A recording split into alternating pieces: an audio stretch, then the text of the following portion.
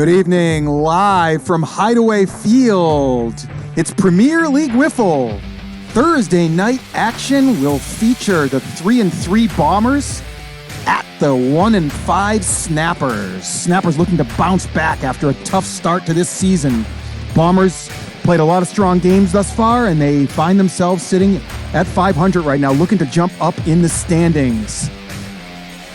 Good evening, everyone. I am Chad Phillips. And I have my color guy here with me tonight, Tom Gannon. What's going on, Tom? It's extremely cold tonight. It looks like we've got a still night here at the Hideaway. Expect a quick series, not too much offense is what I would predict here. Very blustery conditions out here. I believe the wind is completely changed, although there's not much of it, but with that wiffle ball, the wind is always relevant, and I believe it's now blowing from the first base line and the first base pole over to the third base pole tonight. So that should set up some interesting conditions. Maybe the left field container might be open for business tonight, as the last couple nights it was not really carrying out to left field. Alrighty, and we've got TikTok Live going here. Dragon Lady just subscribed. She's not a subscriber already, Tom? Welcome, Dragon Lady. See how Trevor Bauer is going to fare tonight. Let's get those lineups on the screen as we can here. No Castaneda once again for the Snappers. Taylor still in his cast. Bombers still without Justin Grenier. I have been told he should be here next week. Yeah, so the Snappers, they don't have Castaneda, but they do have a cast on Taylor's left hand. Yeah, and last week, Tom, he really struggled out there with the bat. He was out here at midnight taking some BP as usual, trying to get himself back on track. Yeah, so let's take a look at those starting lineups. And here we go for the Bombers. Leading off is Alex Fernandez, the manager, playing left field. Batting second, Hollis Hale at third base. Third, Mateo Fernandez, the shortstop. Batting cleanup, Big Al Fernandez, the DH, followed by Trevor Bauer, another DH. And batting sixth, Max Fernandez, the starting pitcher. Look for them to get Jake Shirley into the outfield tonight. I do see Justin Grenier's name listed on the substitute list, but I do not believe he is on the substitute list here on the official game lineup. Yeah, I believe they've been putting that every week in hopes that he'll show up, but I have not seen him yet. No, we have not. And for the Snappers this evening, they have Brandon Gregg, who will toe the slab to start this one off in the one hole. Shane Weber, then Manny Santillanes. Taylor Briner with that one arm. They're trying to find a home in the lineup for him. They've selected the 4-hole this evening. They got Big Jonathan Wilson, J-Dub in the 5-hole. And our executive producer, technical director, Gregg Kelley, will be in the 6-hole. They got Ryan Murphy, Jesse Capps, and David Harley Jr., 3 very strong defenders the Snappers carry on their bench. Look to see all 3 of those out in the field for most of the night. Honestly, I'm kind of surprised to not see Harley in the starting lineup here. I thought one of the reasons they picked him up was to get that extra spot in the lineup. Yeah, he did struggle last week, Tom. He didn't have a lot of good swings. He swung at a lot of bad pitches. And yeah, but he had to face me. I mean, everyone does that. I guess so. Look for them to get Harley in there at some point. Look for Caps to get a few at-bats tonight, too. Their rookie, Ryan Murphy, we'll see if they want to unleash him tonight, see if they can get him rolling. Yeah, that's true. The Snappers are a team that does pinch hit and change their lineup every game, so expect to see everyone getting at-bats. You're watching Brandon Gregg out on the mound, getting loose. Taylor Briner throwing his infielders some ground balls. Alex Fernandez ready to go. Looks like we're just about a minute away from first pitch here. So again, the Snappers find themselves at 1-5, Tom. They have not found themselves in this position at any of the first 3 seasons. They have pretty much soared to the top of the table and stayed there for most of the season. You think they can bounce back here tonight? I mean, I don't know if they'll do it tonight, but I think the Snappers are going to bounce back for sure. Really missing the presence of Johnny Castaneda out here. He's such a threat in that lineup, and without him, we have kind of seen the depth of their lineup not get it done so far this season and struggled scoring runs. Yeah, and the Bombers do have a great pitching staff as well, so, I mean, this might be another tough night to be a Snapper. This week has really separated the standings, as we saw on Monday night. The ones flex their muscles against the Warbirds and rise to 7-2, sweeping the Warbirds.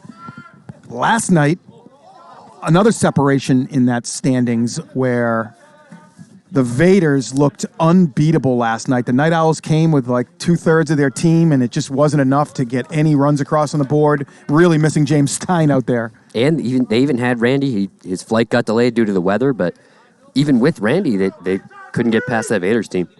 No, the Vaders looked strong on offense, defense, and their pitching staff was immaculate last night, not giving up any runs. Santillanes rises to the top of that Cy Young.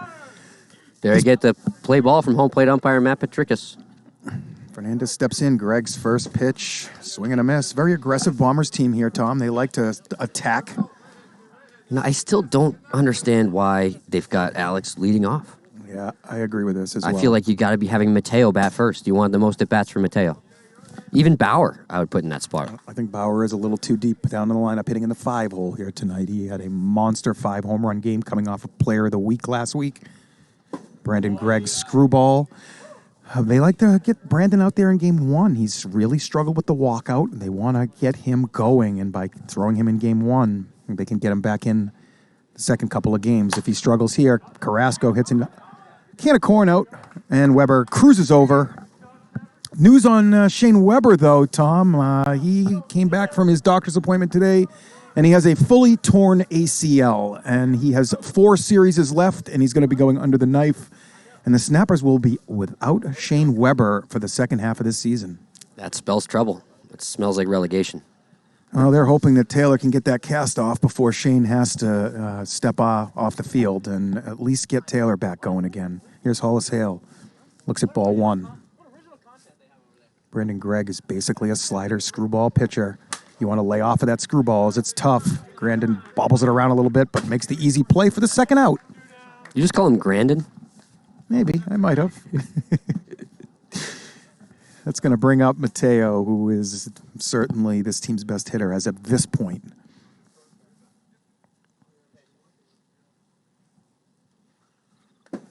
Down and in, slider. Mateo, a really hot start last season, was in the MVP conversation for much of the season, then just kind of petered off. Or, I mean, he still was hitting well at the end, but not as well as Taylor and Adam. Yeah, he probably came in that MVP race in like the 5-hole last season, I want to say. He was probably top 5 in this league last season as a two-way player. He had a much better season pitching last season than he's started off this season, but his brother Max has really taken over on the mound, and we'll see him out there in the bottom of the first. Another easy comebacker. Gregg fields it easily. And a 1-2-3 inning for Brandon Gregg. We haven't said that too many times, Tom. Yeah, very quick, efficient inning from Gregg. It seemed like he was ahead in the count the whole time, really getting ahead of batters, staying under that 55, it looked like, and that could be the difference for this guy. Yeah, if he can locate that screwball, he's going to be really tough. What's going on, PLW Nation? Chad Phillips here. Tom Gannon, star pitcher, star director, star umpire. He's just a star up here. The only thing I'm not that good at is announcer, so we'll see if I can improve on that tonight. You're all right. You're all right. Just got to know your role up here and stick in that lane, and you're fantastic. Your knowledge in this wiffle ball community is second to nobody, Tom, and if you can just pass that knowledge on to these viewers, you will be fantastic. Yeah, we've also got a pitching tutorial video coming up real soon. I finished most of the actual tutorial portion, and for you PLW players out there, I put a link in one of the chats, so that's going around as the wiffle ball hits our camera on the throw in. That would be out of play.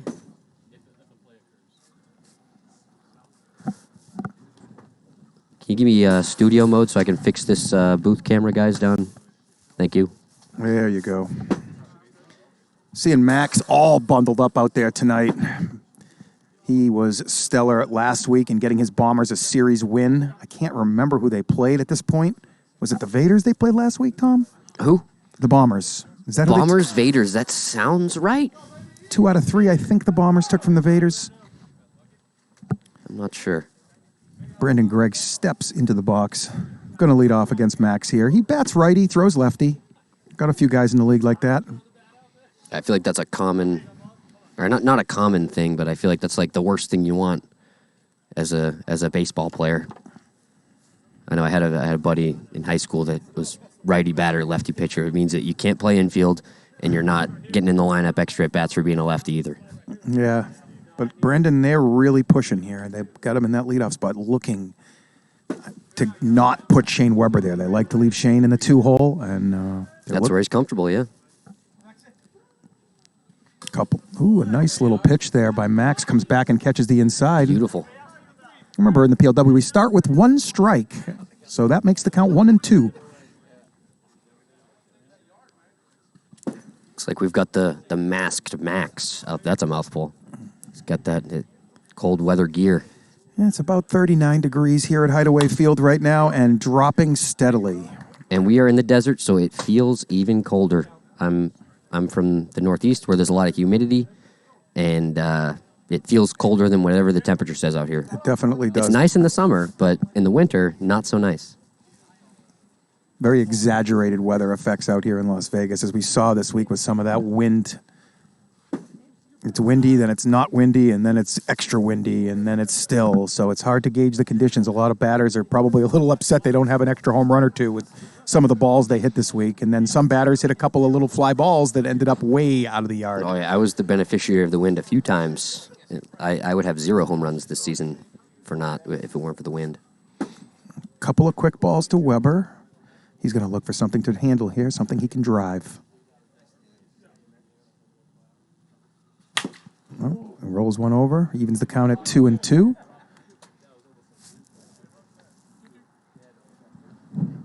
Yeah, big snowstorm going through the Northeast right now for tonight. So everybody stay inside and keep their PLW on as you see Max throwing right by Weber. His first strikeout of the night. 2 outs. Bets. Get your bets in, guys. Everybody. We got about 260,000 Wiffle points bet here. It looks like, I believe I saw the Bombers were -1.5, so they're going to have to win I think it might just be even money here. It looks like it's just Bombers or Snappers who will win this game. Oh, it's okay. a pick 'em, I believe. All right, it's a pick 'em. We'll leave those bets open for a little bit longer here as it's still 0-0.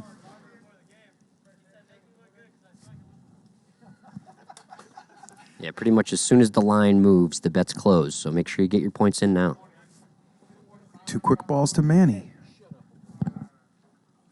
Manny hits one hard, and that's Shirley? I think that's Jake Shirley ranging over, making a nice catch on that line drive by Santillanes up the middle. I think tonight is the only night this week that's not a home run. Yeah, the ball's really been carrying to center field this week. That one didn't quite get up in the air enough to find that current as he kind of hit it with some topspin, low liner. 2 quick 1, 2, 3 innings to start, and we move to the second inning. Nice little quick pace would be good for everybody out here tonight, Tom, as it's going to get chilly. Yeah, it's going to get cold, and it's going to stay cold. The top of the second inning is brought to you by Leilani Acuna, the official realtor of Premier League Wiffle. Whether you are buying or selling a home, you now have a realtor trusted by PLW players and family. Scan that QR code on your screen if you are considering buying or selling a home, or if you just want to see what this QR code does. QR codes, Tom. That's the new age now, huh? Oh, yeah. Pretty good stuff. So easy. If you ever want to eat at a restaurant, you better know how to use a QR code, especially in the age of COVID. Some of these restaurants' menus don't even have menus anymore. They just give you a QR code to scan, and you got to bring everything up on your phone. All right, Gregg's getting ready. Facing Big Al here. Trevor Bauer on deck. Max Fernandez in the 6 hole. There's that screwball. What if they end the game with Big Al making the last out and Trevor Bauer on deck? Come on, guys. Yeah, I was thinking the same thing driving here, Tom.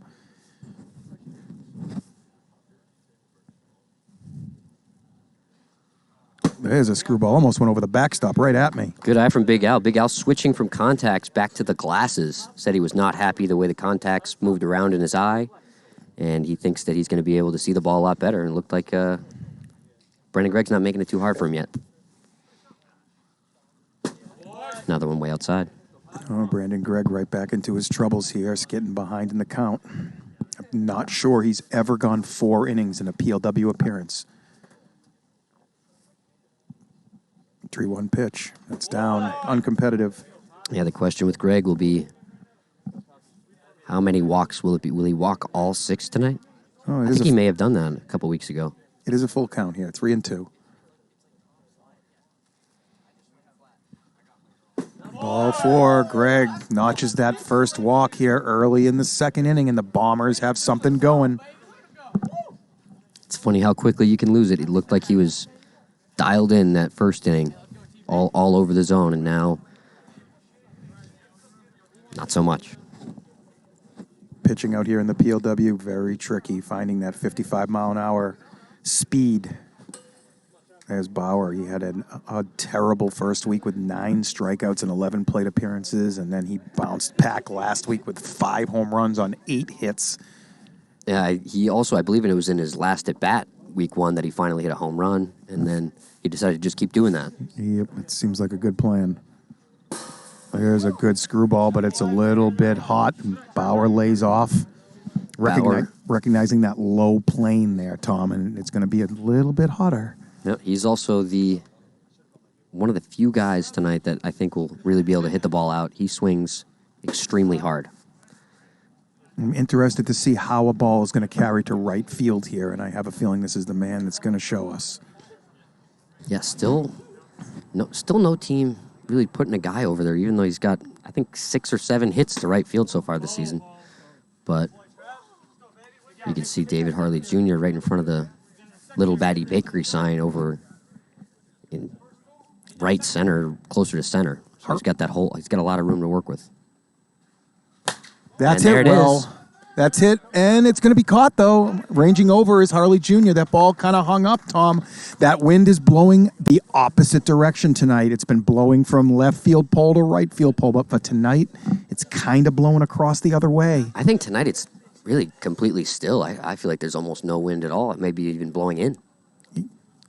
Blowing in a little bit. I do agree with that. It's going to be tough to get it out of here tonight, as you see, Max. A lot of times here at the Hideaway, we either have strong winds blowing out or to right field, or just kind of a gentle breeze blowing in, and I think that's what we've got tonight. Good screwball there under the 55 for a strike. Also, the wind is subject to change out here. That's one of the other interesting things. By game 2, it might be totally different. If Gregg can locate that screwball, he is going to be tough. And there it is, the perfect screwball just off the outside, gets Max swinging for the second out of the second inning.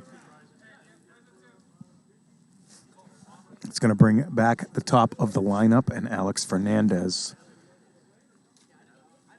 Playing Alex to pull. They have no defender in right field. They got Harley out in center, Weber out in left. They got Gregg Kelley playing third, Jesse Capps at second, and who is that at second base, Tom?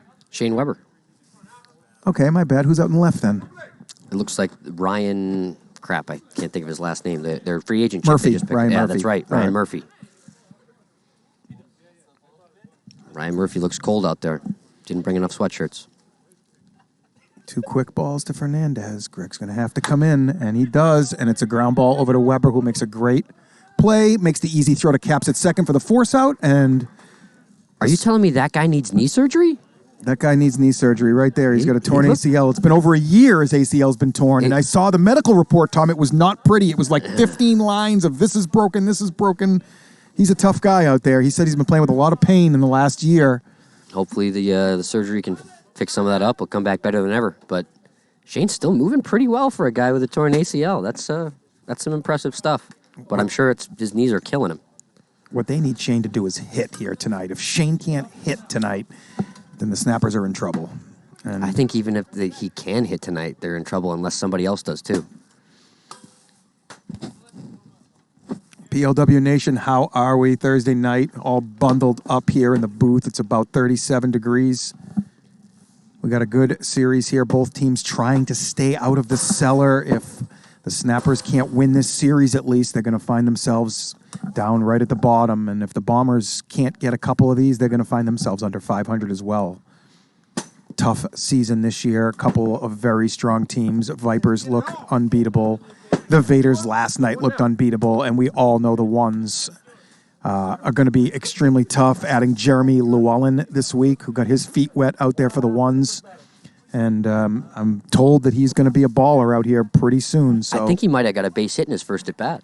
He did, and then he had a couple of strikeouts after that. So he's gonna take his medicine out here, but he's gonna grow with that one's team as they are so strong and they can sneak him in that lineup pretty much any time and not hurt themselves. Here is the one-hand wonder, 3-time reigning MVP, reigning Cy Young Award winner Taylor Briner, looking to get his Snappers on a roll here. kind of still think the way you work Taylor is inside because he's got good extension with that one arm and he can reach pitches. It's hard for him to keep that bat in.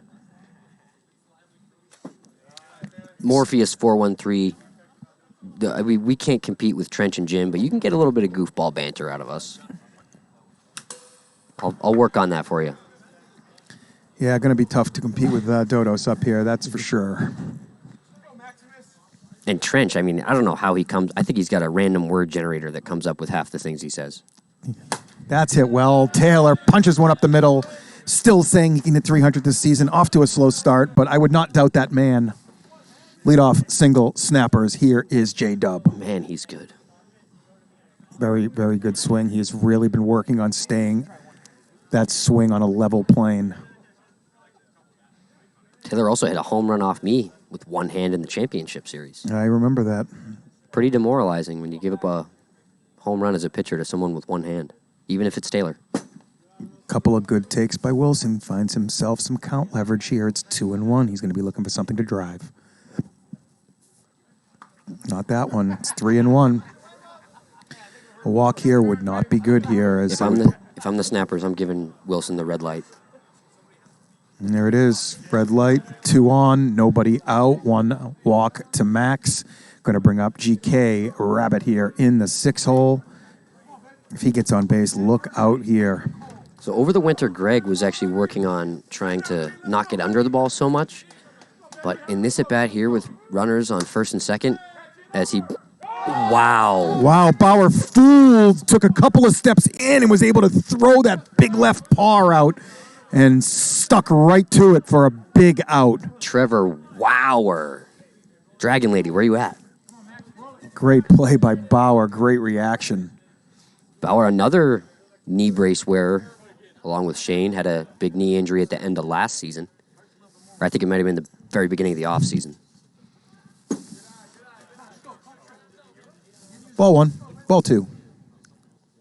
Max is going to have to settle in right now as he already has 1 walk. That's a pop fly.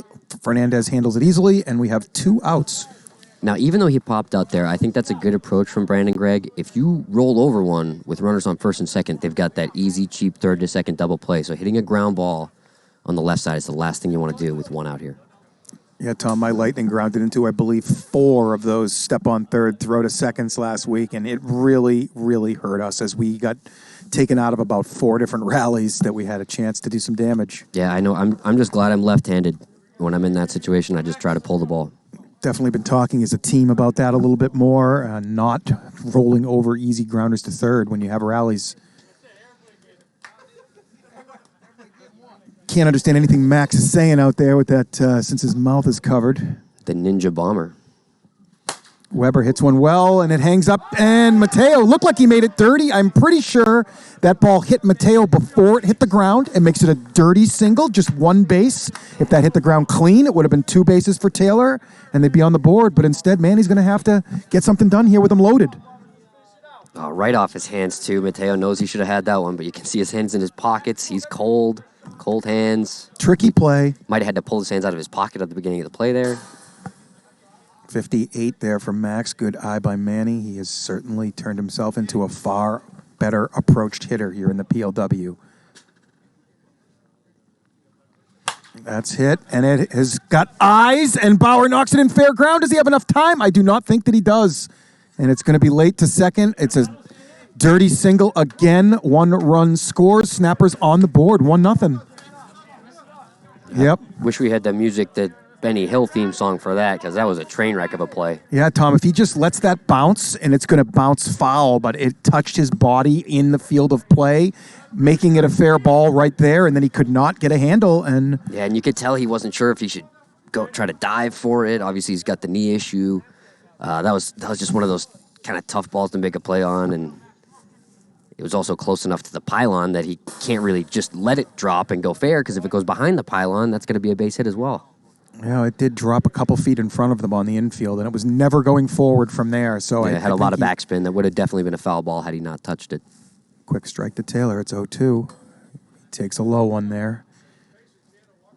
Taylor expects to do damage in this type of spot here in the PLW, and he has since the beginning. Losing this left arm is making things a lot more complicated for him. 1-2 pitch. It's up and in. 2-2. Look for Max with already a walk and them loaded to throw a strike here and now. Taylor fights it off. It might have been low and away. It was close. Taylor takes so many practice swings in between pitches. He's always working. We have a second 2-2 pitch here. Good hit. Taylor deep.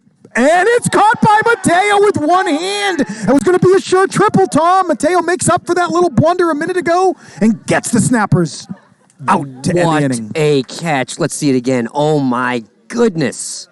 Mateo making up for that drop earlier in the inning. Makes the much tougher play, and you'll love to see that. Picking himself up. Wow, Mateo Fernandez, certainly an all-star in this league. Premier League Wiffle. Welcome, everybody. It's Thursday night. We have a blustery evening here. We got Chad Phillips and Tom Gannon in the booth. We got the Snappers and the Bombers down on the field. Both teams need these wins bad. 1-5 Snappers, 3-3 Bombers. Each team looking to get the ship righted for this season.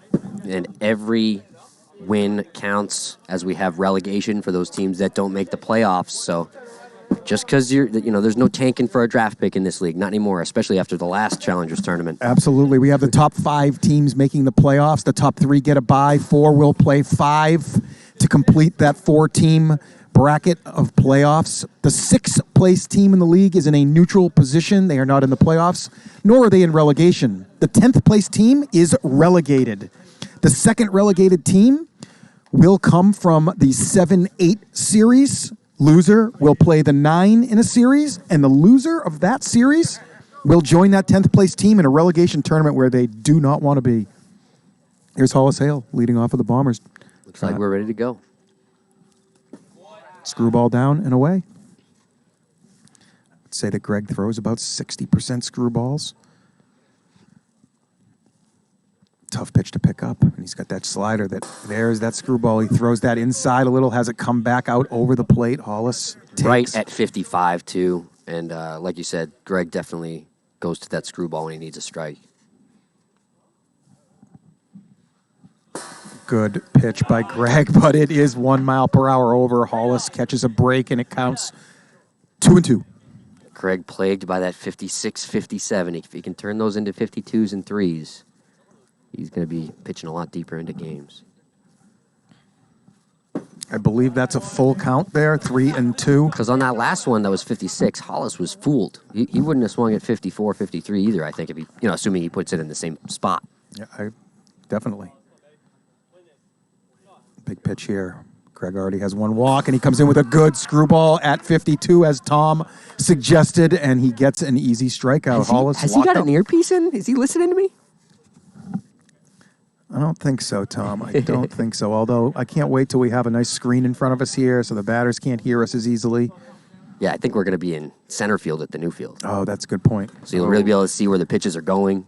Well, that was a really good screwball. I saw that where that was going, and Mateo did not see where that one was going. That would have been pretty from center field, though.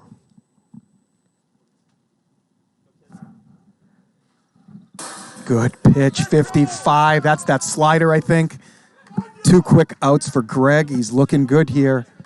It's only the top of the 3rd inning, guys, down there. Top of the 3rd, I think. It's not the top of the 4th. JD DMR 14. So 55 is our speed limit here. And that speed limit is really only for called strikes. So if you get a called strike, it has to be 55 or less. But on any other pitch, you can throw as fast as you want. And if you get the batter to swing, it's still a strike, even at 57, 58, or even 70. One of the biggest disciplines in this league is learning that speed, because the veteran pitchers will take advantage of the younger players with some quicker pitches. As that one rolls up to that cheap line, Gregg has just enough time, picks it up, and in plenty of time, gets it to the backstop for an easy out. The dreaded dribbler back to the mound. It's the worst feeling as a hitter when you do that. It's just, you're out. I think we've had one dribbler not be recorded for it out, and it was the weirdest thing I've ever seen.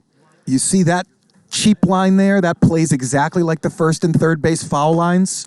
Fielders must touch that ball within the field confines to make it a fair ball. If that thing goes out toward the mound and spins back on its own, it'll be a foul ball if they can't address it before that cheap line. And it's also the infielders have 5 seconds. You can see on that scoreboard right around here on your screen. You got the miles per hour and the 5-second timer on those right-hand side of that scoreboard graphic. There are 3 stopwatches in play here tonight, so that one stopwatch you see on your screen is just one of the 3. There's 2 others rolling as well. Those 3 times are averaged together. If it comes out under 15 seconds as the 3 added, 14.99 would be an out, and 15 would be safe. We've had a lot of really close plays. Stopwatches are extremely accurate. Very strong umpires working them tonight. Who do we got underneath tonight? Sean Merciel and Logan Christie. Umpiring, we have Kyle Lohman and Matt Patricus. Up on Skycam, Gio Battistoni. Awesome. And I believe we have one more volunteer here tonight. Did you say Kyle Lohman already? Yeah, Kyle and Matt. I guess we only have 2 stopwatches rolling right now.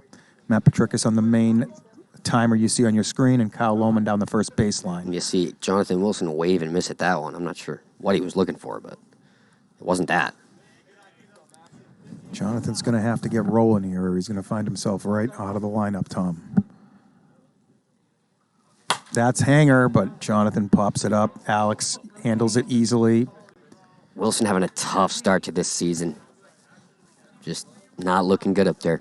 I hate to say it, but it's not like he's putting together good at-bats either. It's just, it's tough to watch. Yeah, the competition has gotten so tough out here, and as I told my team, I was the 4th best pitcher a year ago, and now I'm like the 24th best pitcher. So, yeah, you could hit me a couple of years ago, and now there's just so many better guys than me that, some of the guys that were middling in this league and succeeding in that spot are now struggling as the talent pool has risen. Good what a pitch. Yeah, I think if you took the league average player this season and dropped them a year ago into PLW, they'd be one of the best players in the league. I agree with that as well.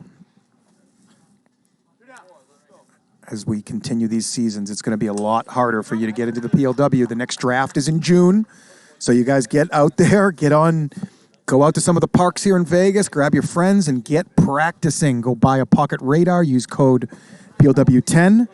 Get 10% off that pocket radar as Max throws. I think that was a screwball. Let's see. I think it was a screwball. I haven't seen too many screwballs out of Max, but that totally fooled Gregg.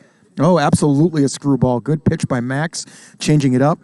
Giving Gregg a taste of his own medicine. And then after 2.5, Snappers find themselves up 1-0. Snappers will be the home team all 3 games here tonight. Later in the season, these 2 teams will play again. And then the Snappers will be the home team all 3 games. Oh, a ball comes right by me. Actually... You mean the Bombers? Yeah, the Bombers will be the home team later in the season. And it'll be on a Monday, I believe. Monday is the Bombers' home night. So we probably have a lot of Snappers fans in the chat. As you guys know, the Snappers play more than half their games on Thursdays. So if you are free on Thursdays and you watch PLW, you just became a Snappers fan, or maybe a Snappers hater. Tomorrow night we have another series at the bottom of the table with the 2-4 Lightning at home against the 1-5 Legends.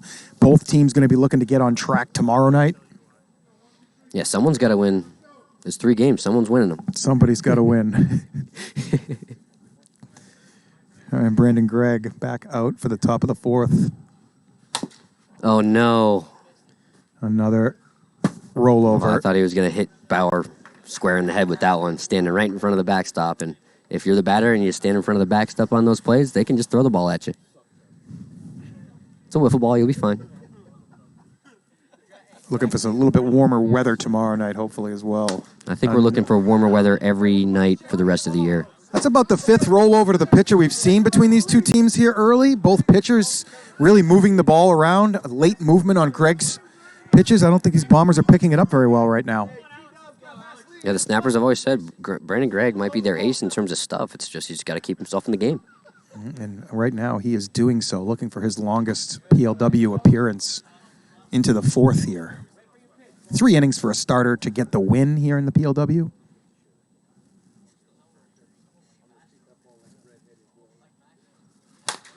Alex hits a spinner, hard grounder up the middle, and it trickles through, but he is able to regain composure, hold him to a single. I said that he shouldn't be in the leadoff spot. Fernandez makes me eat my words. You know, he has been a little better last week. A lot of left-handed at-bats. I did not agree with him batting from the left side. I think he is definitely a right-handed hitter.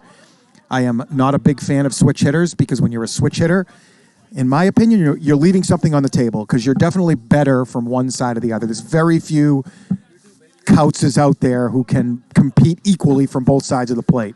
Yeah, I think the big advantage, at least in wiffle ball and being a switch hitter, is that the ball curves so much. And, you know, as a lefty, I get to mostly face righties, and I can see the ball the whole way. I don't have to pick it up over my shoulder. So a switch hitter, you can make it so you never have to do that. Hollis hits a grounder. GK with the easy flip to second. And You know, another easy inning for Gregg, Tom. Yeah, although another thing is with Brandon Gregg throwing mostly screwballs rather than sliders, I wonder if Adam Kautz would actually choose to bat right-handed against him. Yeah, Sansone, you go look at the major league splits for switch hitters, and you find me more than a few that are similar from both sides of the plate. A lot of those switch hitters just leave something on the table when they're batting from one side or the other. Well, the other thing with any switch hitter in the big leagues is that you're only batting right-handed against left-handed pitchers. And A, a lot of left-handed pitchers are nasty, and B, there was a second thing I was going to say. Well, it's just they're not getting that many at-bats from the other side. And I feel like most switch hitters are really lefties, and then they decide they're so bad against lefties that they bat righty. That's possible. So, that's a portion of them. But at the same time, I'm not sure I agree that most left-handed pitchers in the majors are nasty, as righties are now just pumping 100. So well, that's what I mean. The lefties, you have to, lefties make it just because they're left-handed, not because they throw 105. So they're all throwing cement mixers out there. Yeah. As it looks like they're ready to start on the field. Here's Weber, bottom of the fourth. Struck out his last time up. Max looks good out on the mound. Can the Bombers' offense rally behind him?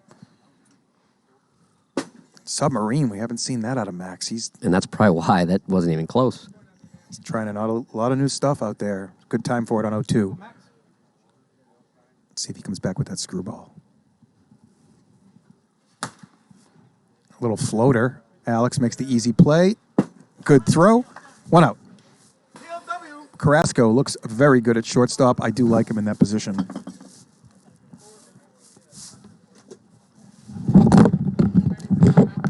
Whoops. It's going to bring Manny Santillanes to the plate. 53. Pretty nasty. Looked quick, but it wasn't. Max Fernandez has got one of those good quick 53s where he's putting a lot of spin on it, and there he gets him at 55. He thinks it's quick again. It's tough to strike out Manny looking. He's a free swinger, so he must have thought that was hot. Very few pitchers in this league throw strikes on 0-2. It's almost an automatic waste pitch for basically everybody but James Stein in the entire league. So maybe Manny was thinking, he's not going to throw me a strike here, and he sneaks one in beautifully for the second out. 55 again. And he even maybe was trying to throw it hot, and then it ended up coming out at 55. Puts a lot of spin on that ball, so it doesn't slow down. So it looks a little faster than a pitch that slows down at the same speed. Like that one. Like that one. That one just fell off the table. Taylor fooled. And Max works a quick 1, 2, 3, fourth inning, getting his Bombers back to the plate. Down 1-0 here. The Bombers are going to need to get something going off of Gregg here. You know Bryner's ready to come in if need be. They got Weber, probably the game 2 starter. We got that TikTok camera rolling there still? Yeah, it's going. We do. All right. What's going on, TikTok? Come on over to Twitch. Forget about TikTok. The production is here on Twitch. Come join us. You can bet your wiffle points, see some extra camera angles. The only reason you should stay on TikTok and not come over here is that you have to see our faces if you come over to Twitch. Yeah. I guess that's a decent reason to stay on TikTok, but it's not a good enough one. TikTokers, get to Twitch. 343 viewers right now.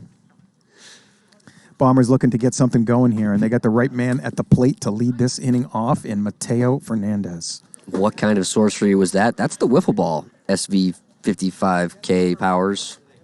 The ball kind of does the work for you. It's got the holes. It curves by itself. He probably threw that like a fastball, basically, or just, sidearm throw, and the holes are pointed down, and that thing spiked right into the ground.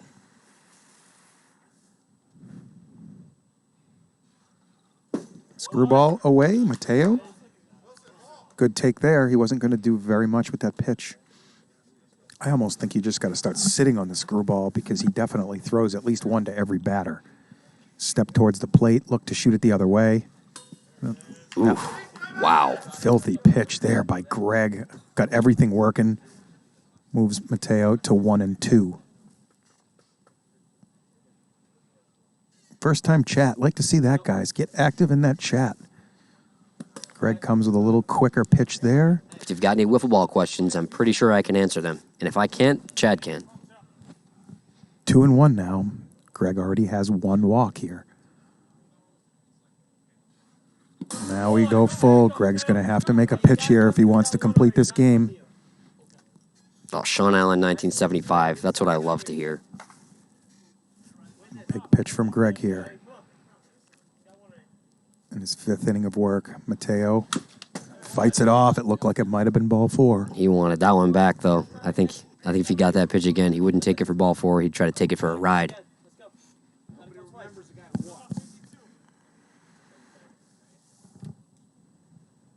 Evan Shields, 98. I did win that Joe Adele home run derby.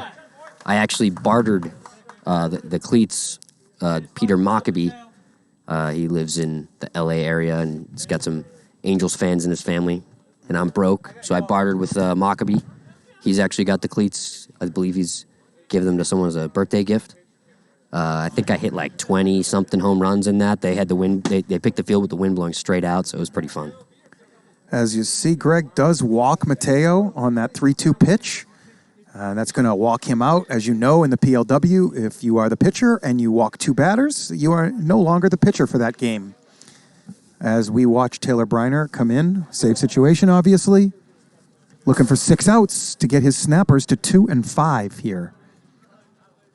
Taylor Briner, again, the reigning Cy Young Award winner, also the MVP from the fall season. He was an absolute monster, and he did have to finish that season with a broken thumb. He broke his thumb in the fall season, had a cast on his thumb, and then we come back for the spring season, and all of a sudden he's got a bigger cast on. His thumb is fine, and he's got a cast on his wrist, which he broke sliding into second base on the baseball diamond. That's exactly how he broke his thumb as well. Yeah, the only difference is at this time the umpire called him safe, but he broke more stuff. So yeah. Is that good or bad? I don't know. He broke worse stuff for sure, but this kid's a gamer, and yeah, Taylor, I mean, the other good thing about Taylor, or it's hard to say there's a good thing about his hand being broken, but I feel like he's a little more dialed in and focused on pitching when that's really all he can do to help his team, although he does have a base hit with one hand, so. Yeah, he had more Cy Young aspirations to start this season off, but he gave up a 6-run inning back in the opener. His ERA started out pretty high here, and there are a few players in this league that have dominated on the mound. So he's got his work cut out for him as he throws ball 1 to Big Al. Big Al takes a big swing out in front, pops it up. Oh, your username went away, but there was a question in the chat about relegation. If you do get relegated, if you can join other teams in PLW, you have to take a season off. Basically, the reason we do that is so that if a team gets relegated, they'll try to fight their way back into the league in the following Challengers tournament. But then if they fail to play back into the league, all their players can join the draft. The league is setting up for a League 2 here at some point where in just exactly how it works in the European soccer, everybody in League 2 competes to earn their spot in League 1. And if the teams in League 1 can't hold their own, then they're going to find themselves in League 2 and not featured here on Twitch TV. Or who knows, maybe we will have League 2 on Twitch. It just won't be as good. Yeah. Bauer pops one. It's foul. Gregg can't find it. Up in the lights, and it goes off of his arm and down for a foul ball. I think that also may have clipped the little dugout roof on the way down. Not sure that would have been an out had he caught it. Oh, good smart pitch by Taylor, using Bauer's skills against him, showing him that one away, but a lot quicker and down. Bauer unable to handle it, and the Bombers are down to 4 outs. Bauer may not lead the league in home runs, but I think he will lead the league on pitches that hit home plate swung at. It's a little low.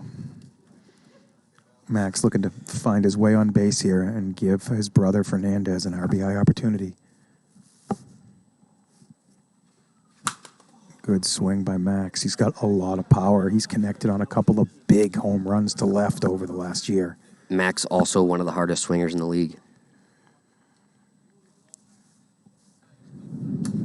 Hit the bat.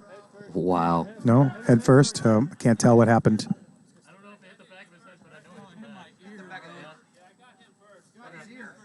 All right. I guess that wiffle ball caught the outside of Max's ear. I'm sure that stung pretty good. He's lucky he has that mask on, or it probably would have stung a little bit more. Yeah, especially in the cold. It's going to move the count to 2-2. Man on first, 2 outs. Bombers chasing 1.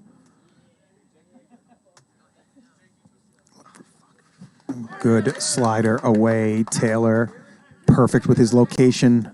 Gets Max to swing and miss, and Snappers are going to come up, look for an insurance run here in the bottom of the 5th. Try and lock this game 1 down here, Tom.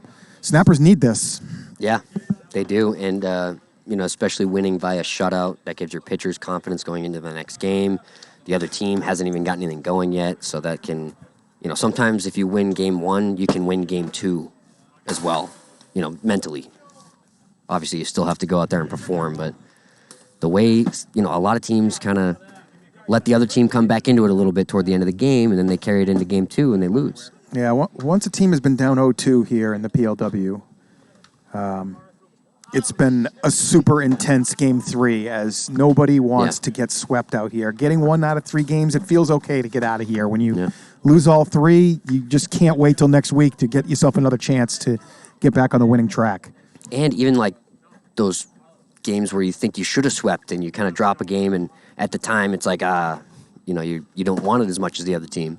But then at the end of the season, you look back and think, oh, man, a couple of those times we gave a game away. If we just won that game, we're in the playoffs, and now we're sitting watching the playoffs. 6-inning games we play, 3 games a night. 54-game season, 18 weeks. 10 teams in the league. You play each team twice, a home and a road, 3-game series. Max throws a really good slider to the outside against Wilson, getting ahead in the count, 0-2. Another good pitch. Max attacking on 0-2. Wilson frozen. Pizza. 1 out. Lightning Legends tomorrow night, guys. Lightning Legends. GK fouls off an inside pitch, and he finds himself down in the count 0-2. Max working quickly and effectively here. That 1 ball Mateo couldn't catch out there right now in left field is the difference. I know he made a great play to save a lot more runs after that.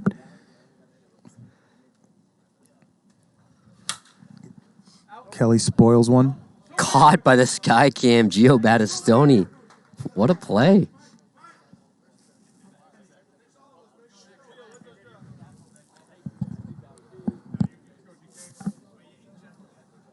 Max drops down, throws one 64. I've never seen that pitch out of Max either. Clearly he does not have the command of him yet, but he's picking good times to mix them in. Waiting till he's up in the count. Oh, and that might come back, but he touches it foul. Touches it foul. That was coming back, Tom. Yeah, he had that play. I think he could have let that go for an out. Yep. You don't want to give Gregg Kelley any extra strikes.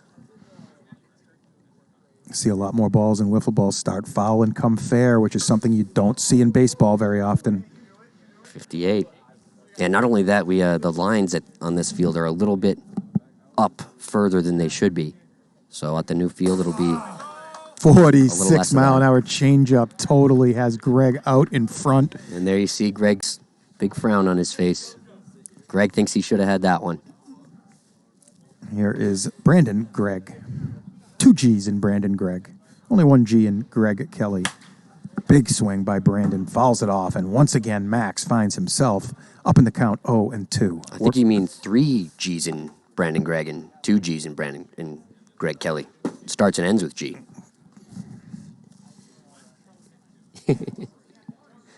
This is in Nevada. Nevada.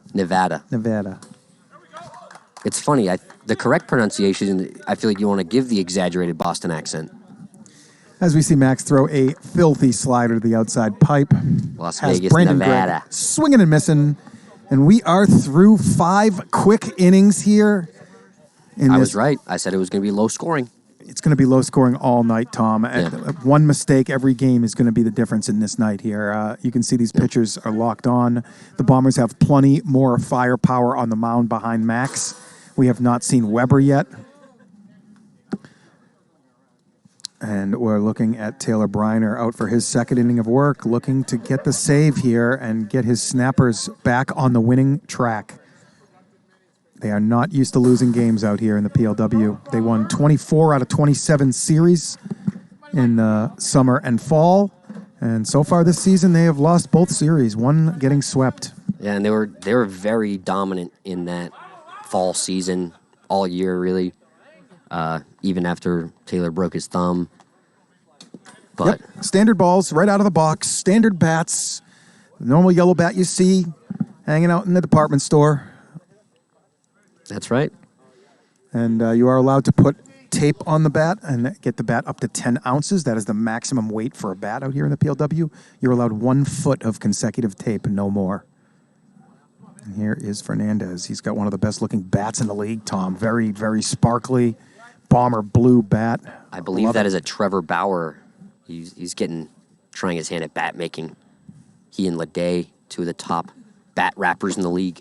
Yeah, Leday, excellent bat rapper for sure. Adam Tannick makes a lot of the Sandviper bats.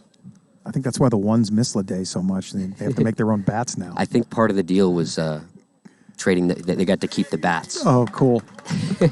As you see, Taylor throw a mean drop there to Fernandez on the inside. Fernandez can't handle it, and he is 2 outs away. Yeah, everyone please vote for Bombers in this poll. We want Dragon Lady to be happy. Taylor, another quick strike. Both pitchers working ahead here late in the game. Very difficult task against some of these pitchers when you get to 0-2. No, I just his screen name went away, but this is the 8 oblong holes official wiffle ball, not one of those Swiss cheese balls with round holes all around it. That's blasphemous. That's not even a wiffle ball. That's a plastic baseball, plastic training baseball. We play with wiffle balls here in PLW. Check out that PLW store. If your favorite jersey is the Cajuns, go ahead and grab yourself a Cajun sweatshirt or T-shirt. Taylor, beautiful screwball. He controls that ball out in front of him more than the other pitchers. Guys like Devlin Daniel will get that screwball going from behind. Taylor out in front with a little twist. 2 outs. All hope rests on Mateo here. And no one else I'd rather have the bat in his hands right now. And once again, I think about the 10th straight batter. We see strike 2, and we go to that 0-2 count. Let's see what Taylor comes with. I expect something quick. Hit up the middle, Caps. Gold Glover makes the play. Gregg picks it up, makes the easy throw. 4, and the Snappers move to 2-5. The Bombers move to 3-4. Very quick pace game 1, Tom. Very quick. It's only 6:53 here. 6:53, quick game time. Well, let's sign out here for game number 1. We'll be right back in 20 seconds with game 2.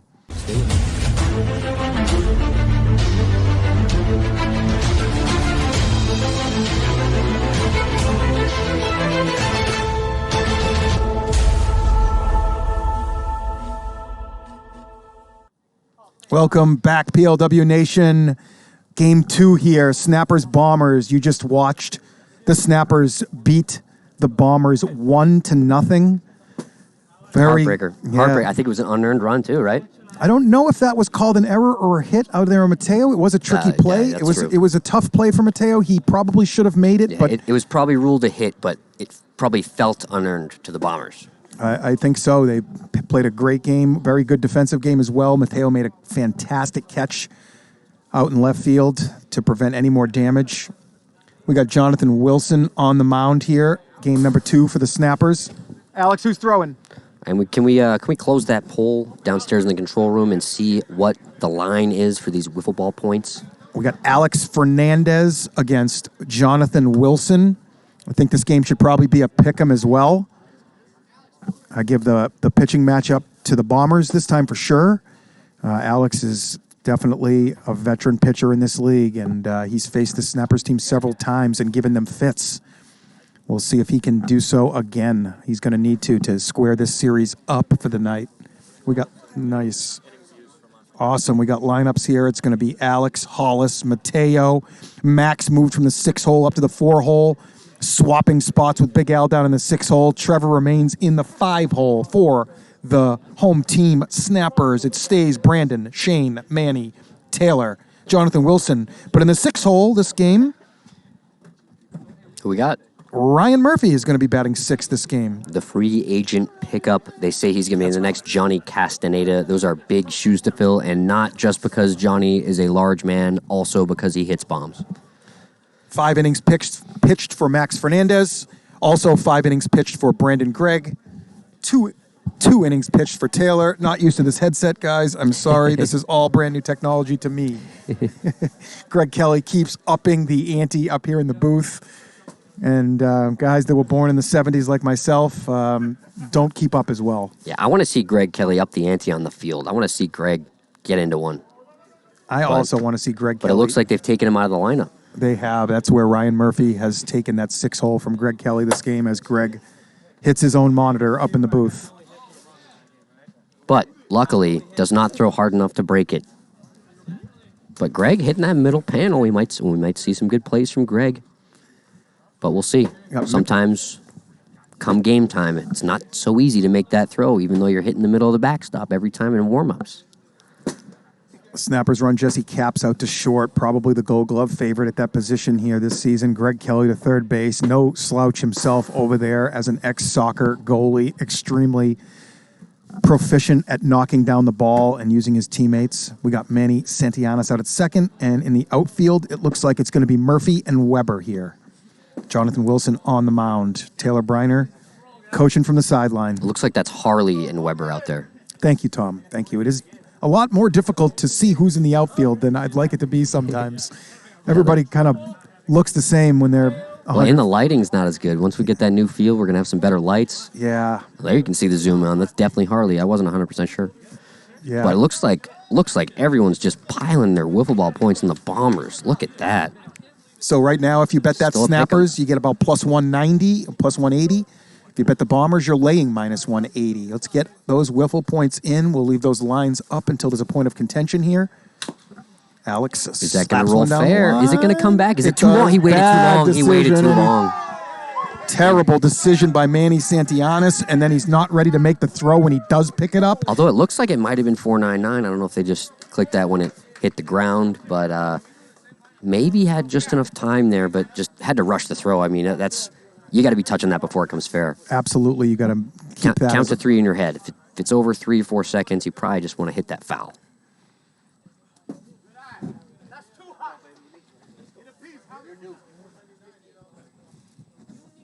Brings up Hollis Hale. He takes ball 1. Bombers looking to get started early this game. Oh, and he waves at that looked like the trench. Yeah, Hollywood not looking great so far this season.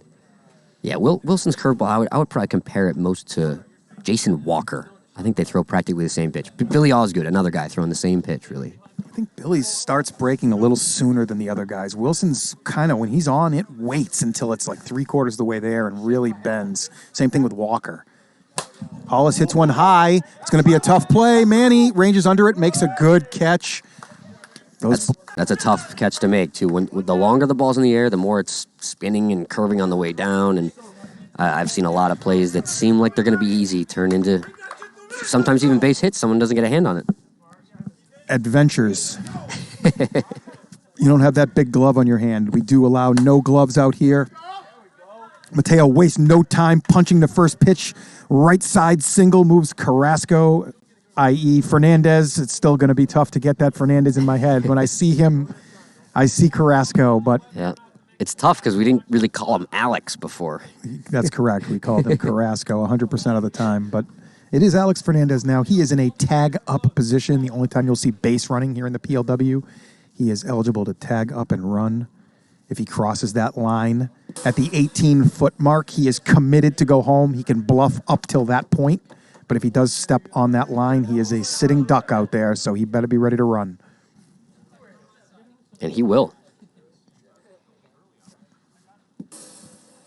Another big bender from Wilson. He finds himself down 3-1 to Max. Not the guy you want to throw a cookie to, Tom. Agreed.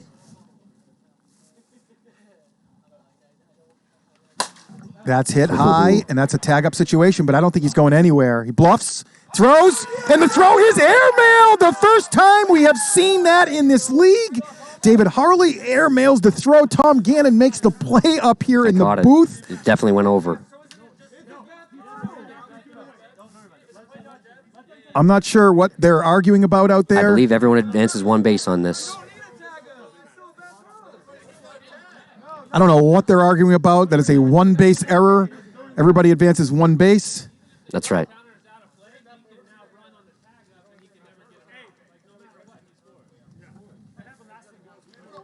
As they're arguing about, I have no idea what, Tom. I think this is the first time this has happened. It is the first time it's happened.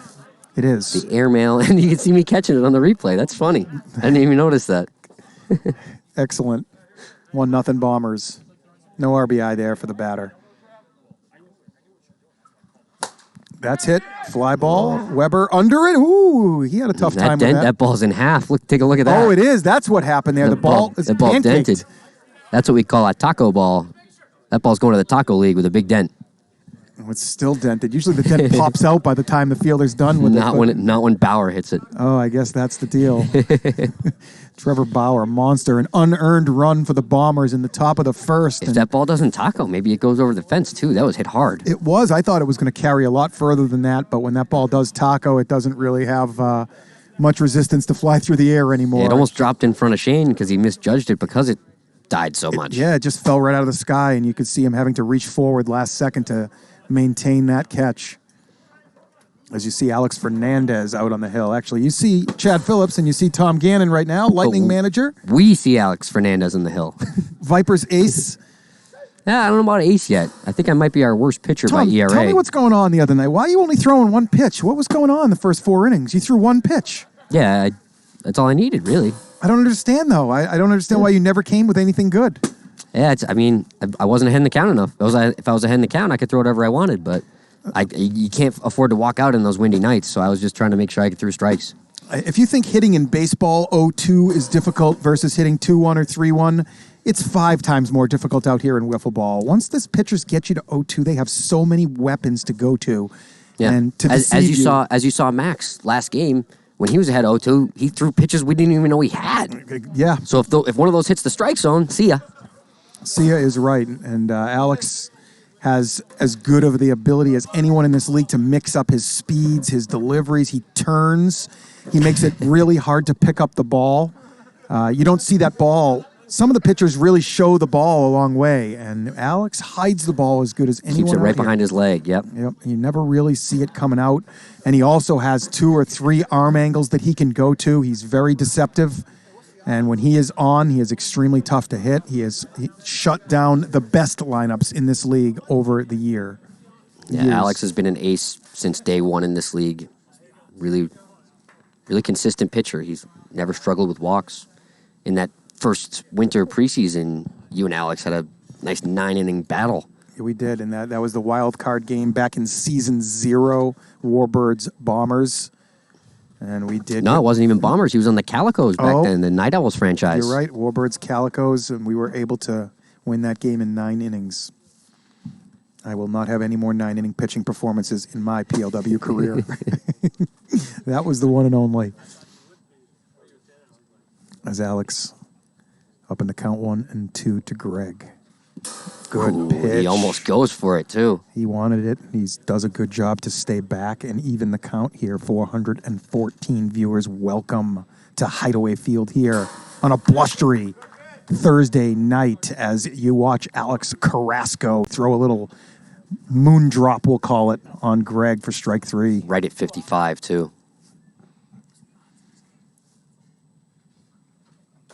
Weber said that he's never gone a series without a home run, Tom. I think tonight might be the night. Uh-oh. Good take. He finds himself in a 2-1 count here. Although we'll see, even when you don't have that wind, Shane does find a way to sneak it over that fence, because when he does have the wind, it goes way over. Good pitch by Alex to get back in the count here, and it's 2-2. Maybe put Weber more on the defense a little bit, not looking to drive it as much, just trying to get this in play. I think he's going to look to drive it. He looks to drive every pitch. He drives that one right back up the middle. Max knocks it down. Does he have time? I do not think so. He had a little more time than that, though. I think maybe firing that ball to Alex on the mound is a better bet when he picks that up. And not even firing, just a little easy flip to Alex. But also, Alex has got to be calling for that. I think so. I mean, Alex is 20. Alex can even run up to him. So it's just a nice, easy flip straight up. Call for the ball. And then Alex has 3 seconds to make the play. He doesn't have to get up. He's already on his feet. You have to use your teammates here. You have to. Making plays from the ground is very difficult. Good pitch.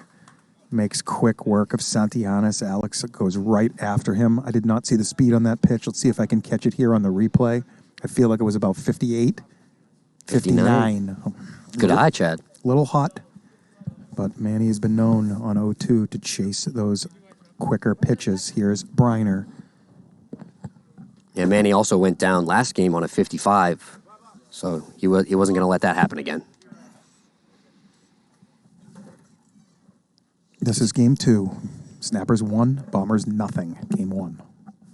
Tables are turned here early in game 2.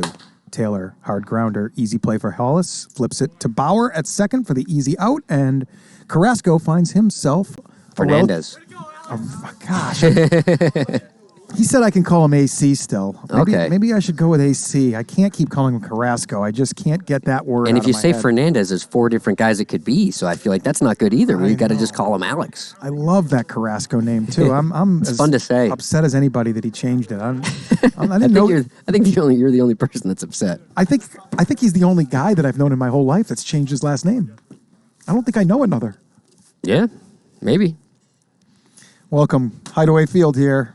Fixing our TikTok phone here. Just realized it was unplugged. Don't want that to die. Blustery Thursday night here. You're watching game 2. It's Wilson against Alex Fernandez. Bombers got an unearned run in the first off of 2 errors by the Snappers. And they're looking to stand on that 1-0 lead here and now add on to it. Big Al in the 6 hole. If he can get on base, get back to the top of the lineup here, the Bombers are in good shape.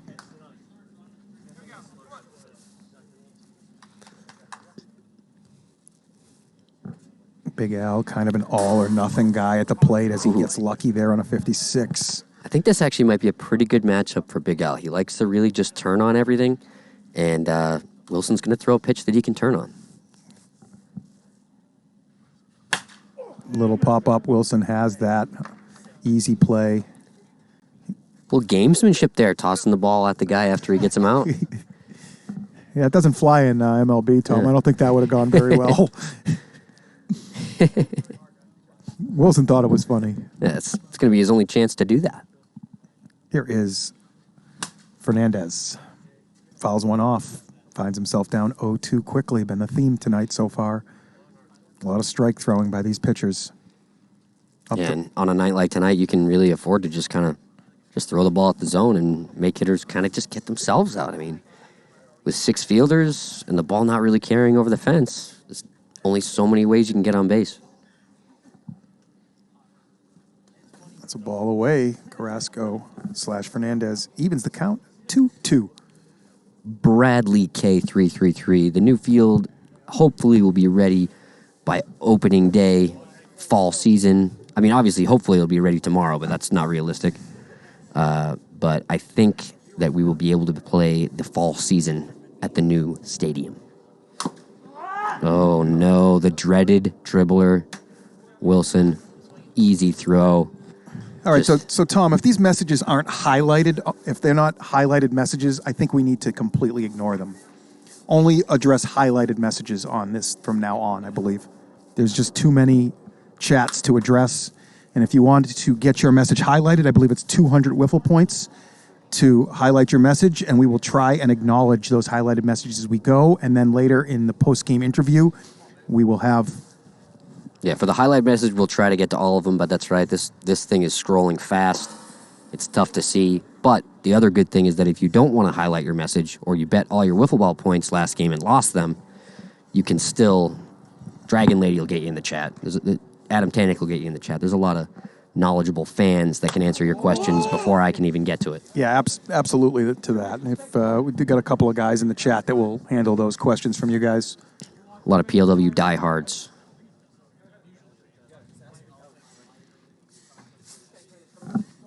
These PLW diehards need to put a team together for the tournament in November. That'd be fun to see.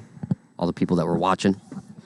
Good take by Hollis. He swung at that one last at bat. This time he recognized it a little better, and he evens that count at 2-2.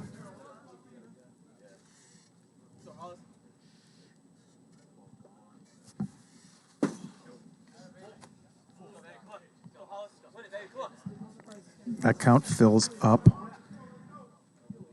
A walk isn't the end of the world here for Wilson. He does have very capable arms behind him. Does not want to groove one here. Good effort to pipe that bar. Had that speed down perfect, but he just missed it. And his first walk of the evening is a 2-out walk to Hollis Hale. Now the very dangerous Mateo Fernandez steps into the plate. Ooh, good pitch by Wilson. He's really mixing it up. He blows a kiss to the Bombers bench. These teams are pretty close. Wilson very close with these Bombers. Yeah, both managers work together. Taylor Bryner and Alex Fernandez, co-workers. Good pitch, but it's right back to him. And I think he might have taken too many steps there. We might have to give him a warning.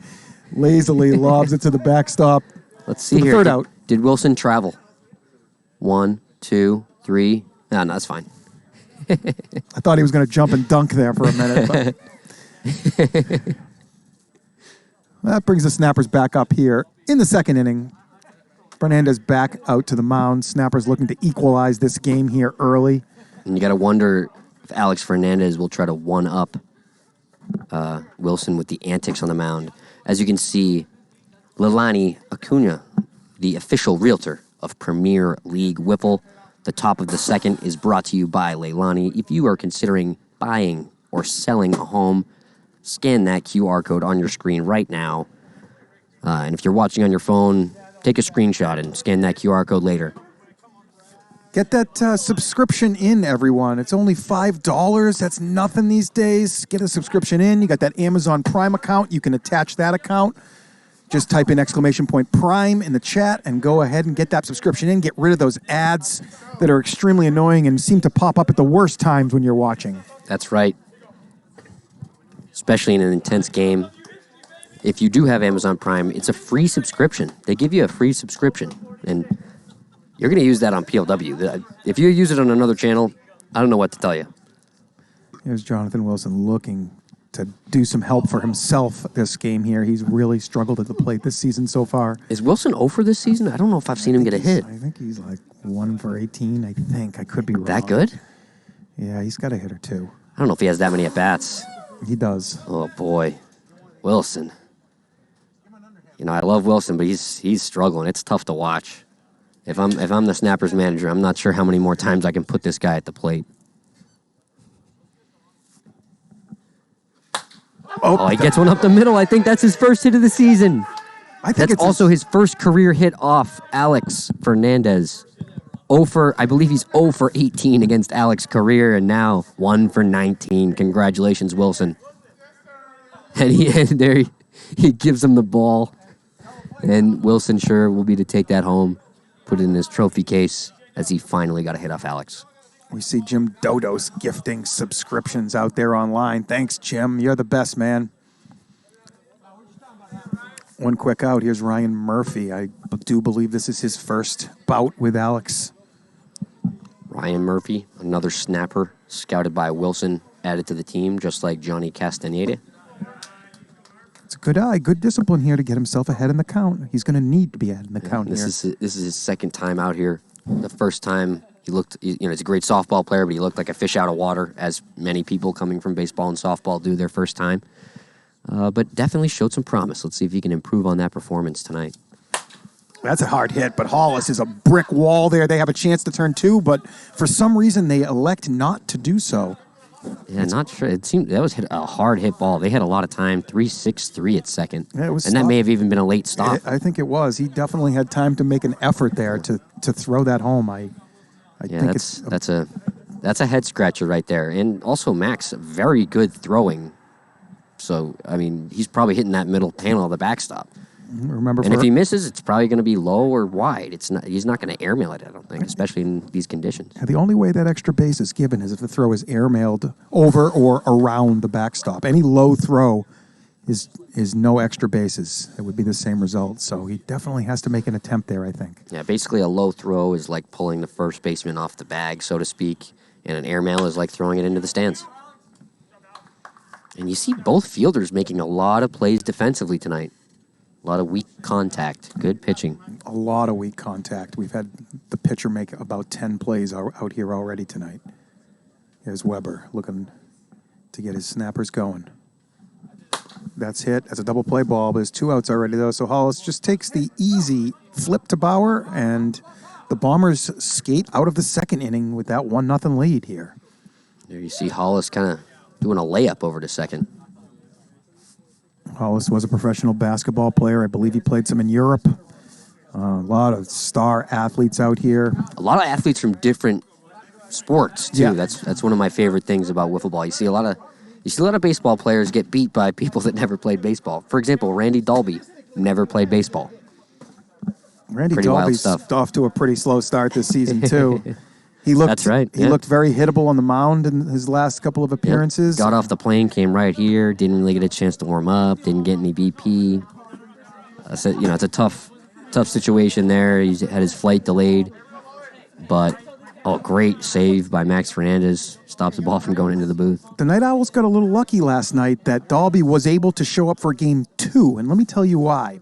It's 20 games to qualify for playoffs. Dalby has 7 flights booked to get 21 games in. If he wasn't able to get in Game 2, he would be stuck at 19 with those 7 flights. So just getting him that 1 plate appearance in Game 2 is going to still get him to 20, assuming the next 5 flights work out. I think that was in the 6th inning as well. That's a really good point. I didn't even think of that. It was very important to get Dalby into that game for Mr. Nick Davila last night. Even take a small win out of a very tough series last night. And guys in the chat, Dalby has an E in it.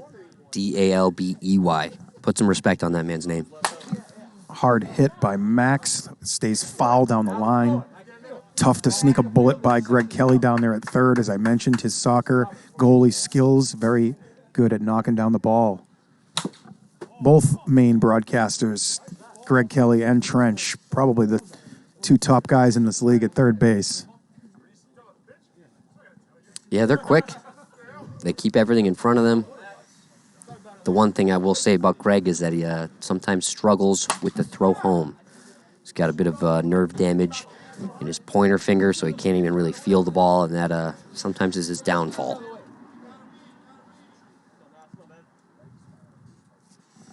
Two pitch to Max. It's that slow ball that just runs out of gas at about the 35-foot mark and falls out of the sky. It feels like as soon as you start swinging at it, it just runs away from your bat.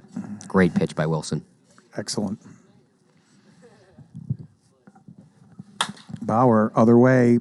Wilson gets a finger on it. Gregg makes a throw. And that hits Bauer. He's going to be out. He is out for getting hit. That's the second time tonight he's just gotten completely in the way of a throw. And that throw might have been short if it didn't hit him. I think it was going to hit the strike zone. I'm not sure, though. That would have been close. It would have been. It was Bauer kind of bails him out there. It was definitely going to be short of the backstop. I think it might have caught that strike zone. But I think Bauer you're right. needs to do a way better job of getting out of the way than he's displayed so far, as Big Al takes a big wave at that Wilson slider. He throws that at about 3 different speeds. When he's on, he's extremely effective. And the same pitch, why not throw it again with as bad as he looked on the first one? And Wilson has a very quick 1, 2, 3, third inning. The Bombers really need to make Wilson throw strikes here. It's something sometimes he struggles with, and if he gets behind in the count, he's going to throw one that's a lot easier to hit. Wilson's strikes are very hittable, Tom. You're Yeah. correct. When he has to come in, it's an extremely hittable pitch. If you can get ahead in the count, you can crush Wilson. If you're behind in the count, he's going to be able to throw that curveball way outside, and sometimes it flies away, sometimes it stays on. So Yeah, you're in protect mode, so you Yeah. like you said, right when you start your swing, the ball starts breaking away from you. So what you really have to do is look at that late approach, look to hit the ball deep in the zone, look to go the other way with him. When you're trying to pull that slider that's running away from you so quickly, you just end up extremely unsuccessful. Yeah, I think a lot of players that are looking to go the other way do well because when you're, that ball that you're out in front on, you rip foul. If you're trying to go the other way, you end up ripping that fair, and sometimes it's a home run. Yep, at least a hard shot up the middle for sure. Yeah, and you see the middle defense is wide open here most of the time. Exactly. If you guys take a look at where these defenders are set up. Center field is open. That left center field gap is relatively open, and in the infield, second base is open. So if you can just punch one past the pitcher, you pretty much have a hit. Good pitch by Alex Fernandez. Gets Manny. Santillanes having a tough night so far tonight. We're seeing a lot of strikes thrown on 0-2 by this Bombers team tonight. They are not wasting any pitches. The Snappers better take note of that. Yeah, these teams are playing like they've got somewhere to be tonight. That sounds good. We could use a quick one. We've had a couple of long ones. What a Too good fast pitch, though. Taylor completely fooled. Alex does have it 2 miles an hour over the called strike speed limit, and it will be ball one. Taylor rolls one over. That's Max. We'll see that arm here. Throws a slider, and it's good. 2 outs. Fernandez looking to get his name in that Cy Young Award race. He's got some pretty good pitching numbers coming into the night. If he can continue this trend, he's going to be right there with guys like yourself, Santillanes. Throw me another couple names out. Tannic. Jim Dodos is having a good start to the season. Devlin Daniel having a pretty decent start to the season as well. Yeah, when he stays in, he'd most people down. Yeah, him and Gregg have kind of the same issues. They're 3-4 Jake inning Purdy, guys. another lightning guy. Yep. And ends the inning, throws the bat to Alex. And Wilson got a hit last time up, and I think Fernandez took that personally. Made sure to strike him out the next time. Amazing how many 2-pitch strikeouts we've had here already tonight. It's been 2-pitch strikeouts and ground balls back to the mound. Not a lot of offensive action here. Oh, there you see. Yeah, Gutierrez is 3-0. The Ones may have found their new number 3 since now that they don't need Couts to pitch anymore because they've got Chen and Schmitty back. They might just leave him at shortstop. Couts leads the league in saves right now. He's got 3 saves, and I don't think anybody has 2, actually. Leday may. I think Leday is trying to get as many saves as possible. He's never really starting himself this season. Yeah, he tried to get his second save the other day, but he walked out with 2 outs and had to go to, I forget who. I think they went back to Roosh. I think that's right. They did the same thing against us in the 6th inning, the Lightning, in opening week, where Leday walked out with 1 out left and Roosh came in. Here's Fernandez. Bombers looking to tack on. You can't think that 1 run is going to be enough to win games. Although tonight, it certainly may be. I would not be surprised to see 3-1-0 games tonight. I'm sorry, Trent. Your message is not highlighted. I cannot acknowledge that message. Base hit for Fernandez to lead off the inning here. Fernandez kind of making me eat my words, saying that he shouldn't be leading himself off. He's getting on base, doing a good job. Love to see that. Hollis pops one. That's going to be an easy play for Murphy, I believe, or Harley. Hollis has been struggling tonight, struggling so far this season. Early in the season, I think he might be one of those guys that you were saying back in the spring was one of the best hitters. But now that everyone's getting better, Hollis kind of staying in the same spot.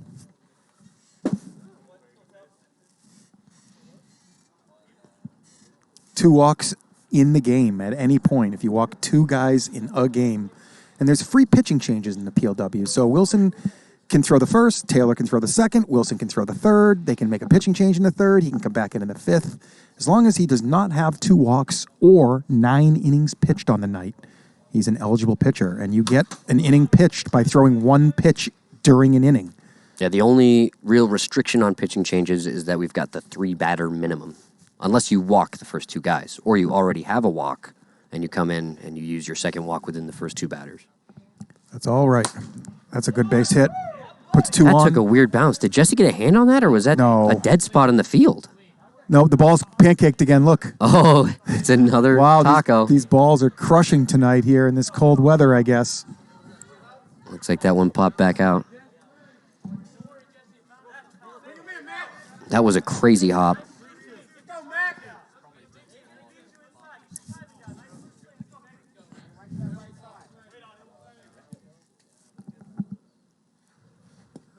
Ooh, almost chases that one again, but the masked Max. That is right on the line there, hold up. Tom. That was extremely close. If they punched him on that, I would not have been shocked, but he does get a break. I think I would have been shocked. I think he definitely held up, but I do think it was pretty close.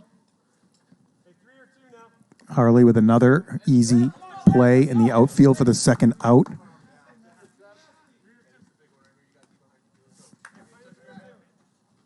And here is Bauer, 5 home runs in his last series, 6 on the season, 2 on for him. Hits one hard up the middle. I don't think Cap's got a piece. What a play by Harley to keep that off the wall, though. But the Bombers tack on another and lead 2-0 here in the 4th. It's a big run right there.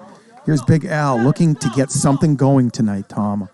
If he doesn't, I would not have him in the lineup for Game 3 here. He has not looked very strong yet this evening. But this is a pitcher that I think Big Al can handle here. Yeah, I said his last at bat, he likes to turn on everything, and that big curveball stays inside. If he doesn't chase the one outside, he might be okay. One good note I will make on Al is he is usually on time at the plate. His timing on the speed is good. He just doesn't connect all the time. And that's one of the reasons he switched from contacts back to glasses, looking to see that ball just a little bit better as he takes one at 54. Good pitch by Wilson there to even the count at 2-2. How do you eat mac and cheese? With a fork, with a spoon, or with your face? Jump in on that pole. I think everyone uses their face for the last step. At least 15 people do. That's the poll right now. Spoon and face are... I'm kind of offended they didn't put a spork. Get your Wiffle points in, or get your votes in on that poll, and you will earn Wiffle points. We got to pick them here. I believe that the Bombers had about 60 to 70% of the bets in this game, so you're looking at plus money on the Snappers. On that RBI hit from Bauer, it looks like Dragon Lady gifted a bunch of subs. I don't blame her on that. That's Big Al with a swing and miss at a pitch that was not competitive, Tom. Yeah, Big Al often finds himself chasing. It's definitely something he has to work on out here. Drafted by the New York Yankees back in the 90s. Yeah, if he didn't chase pitches like that, he would have been on the Yankees. He might have a World Series ring. As I believe that was the last time the Yankees won the World Series back in the 90s. Yeah, it's been a while. A couple of Red Sox fans in the booth love to see the Yankees lose. Nothing better. Even the Red Sox winning isn't as good as seeing the Yankees lose. Welcome to Hideaway Field, everyone. A very blustery Thursday evening. Snappers, Bombers here. Snappers, 1-1, 1-0. Bombers trying to answer back up 2-0 as we move to the 5th inning. Alex Fernandez has looked unhittable thus far. Been getting ahead in almost every single batter and then putting them away quickly. Not one of the best strike pitches. throwers in the league. Yeah, definitely is. He's been a machine since the beginning. He went through a small slump in the summer, but I think everybody went in a small slump in the summer as the balls were just flying out of this yard. Yeah, tonight it's cold, it's calm. It looks like they're ready to go out there, and it's a great night to be a pitcher. Ryan Murphy steps in the box. A rookie here looking to get rolling this season, as we've had several extremely good rookie performances early in the season. The Rookie of the Year race is going to be tight this season. Do you have a favorite? I don't. I still like my Cody Runnels on my Lightning. Yep. I think he's going to be pretty strong. No rookie has incredible stats yet. I did think that Ibarra was a rookie up until last night. If he would be pretty much running away with that right now. But since he's not, that opens the door for a bunch of guys. And Ibarra kind of just figuring it out at the end of last season, so definitely a candidate for most improved, even though he's not a rookie. Jimmy Perez from the Warbirds. Obviously, Josh Towers from the Night Owls, off to a little bit of a slow start here. Kyle Eder of the Vaders is a rookie. He only played 6 games. He's probably the favorite to win that Rookie of the Year then if Kyle Eder is only a rookie. Ryan Murphy works Carrasco for a walk, and that's news here as the tying run comes to the plate. 1 walk for Alex. He's going to have to bear down the top of the lineup here. Yeah, and he's going to have to be a little bit more careful. He's got pitchers behind him, so he can afford to get that second walk, but doesn't want to give the Snappers any momentum here. Yeah, he can afford to, but again, putting the tying run on base here with the big 3 coming up in the middle is not the best idea. And it looks like we've got a hype train going, Chad. Double play ball. Alex with an easy flip to Max. He's got plenty of time. I think he got it there. There he acted like he did. Yeah, 404, plenty of time. So what do you think about this play, Chad? So right back to the pitcher, he flips to second. I think the guy on second should flip it back to the pitcher. They had so much time. I don't hate that at all. We've talked about that as a team. It definitely takes some practice to make sure you know how to execute there. Obviously, you usually don't have time for that, but that was one hopper right back to him. You should flip that to second, take a few steps back, catch it at the front of the carpet, and then you get the easiest double play around. Yeah, Max did get some good forward momentum there with a nice step and crow hop. They made the play anyway, obviously, but I think it would have been a little bit easier had he just flipped the ball right back to Alex. I think Max has to work on to stop throwing that slider home every time. He definitely throws a hard slider from second base, and you can see it move 4 or 5 feet and just hang on to the middle of that backstop. That's a great pitch by Fernandez. Puts Weber away. It's hard to strike out Weber looking, Tom. He is up there to swing the bat. Fernandez clearly has his best stuff rolling right now. 1 walk through 5. Throwing the shutout, 2-0 Bombers. Up here in the top of the 6th, looking for another insurance run, which should be enough here, the way this game is rolling. Trench hates my idea for the double play, but he hasn't even seen it yet. I think it would look great. Flip, quick moves, make the play. And if you think it should be illegal, we got to take advantage of it. I agree with that. And I could see it becoming illegal, but someone's got to do it first. We can't make something no one's done illegal. Of course, it's still going to be tricky to do, and there's as Matt Patricus is pointing out, it adds a little bit more variance. It adds another whole play involved. Another chance to drop the ball. That's right. Yeah, it's tough to throw a wiffle ball. Like, if you're playing second base and you want to get that cheap third to second looks like double we've got play, a highlighted message. Do y'all play every day, every weeknight, 6 o'clock start time, a 3-game series Monday through Friday, and we've got the weekends off. But there's a lot of guys in this league that'll practice on the weekends. So do we play every day? Some people play every day. Someone plays every day. PLW plays every day of the week, as Tom said, at 6 p.m. Join us here on Twitch. Apologies to anyone if we missed a highlighted message. I don't think we have. But if you highlight your message, I think it costs 200 wiffle ball points. We will make sure we get to all of those comments. If we try to get to everybody, there's just too many people in the chat this season. 1-2 count to Fernandez. He punches one. It's going to get to the wall, Tom. I think it is. No, what a play. The infielder runs it down. He got it. Looks like a single to me. Yep. I've got single from here. Kyle Lohman, umpire down the first base side, gets himself in good position to see that, calls it a single, and that's going to bring up Hollis here. This is his 3rd look at Wilson. All right, I think we've got to both answer this one. Favorite Red Sox player? That guy's PS Wales 33. I think I'm going to go with Trot Nixon. I am going to go with Mike Greenwell. Couple of good obscure picks. I almost went with Nomar Garciaparra, but I feel like too many people say that.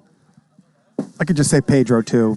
Yeah, but that's what I mean. Like, we could say Nomar and Pedro, but like, then you don't know whether we're real fans of the team.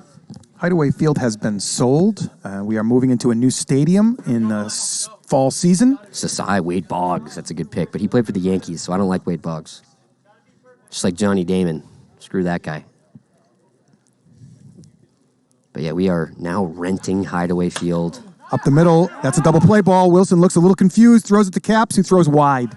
Now, see, I want to see Caps throw that. I guess they didn't really have time that one, but They if he makes the play immediately, I want to see Caps just flip that right back to him. Right. I want to see whoever does it first. I just want to see somebody do it.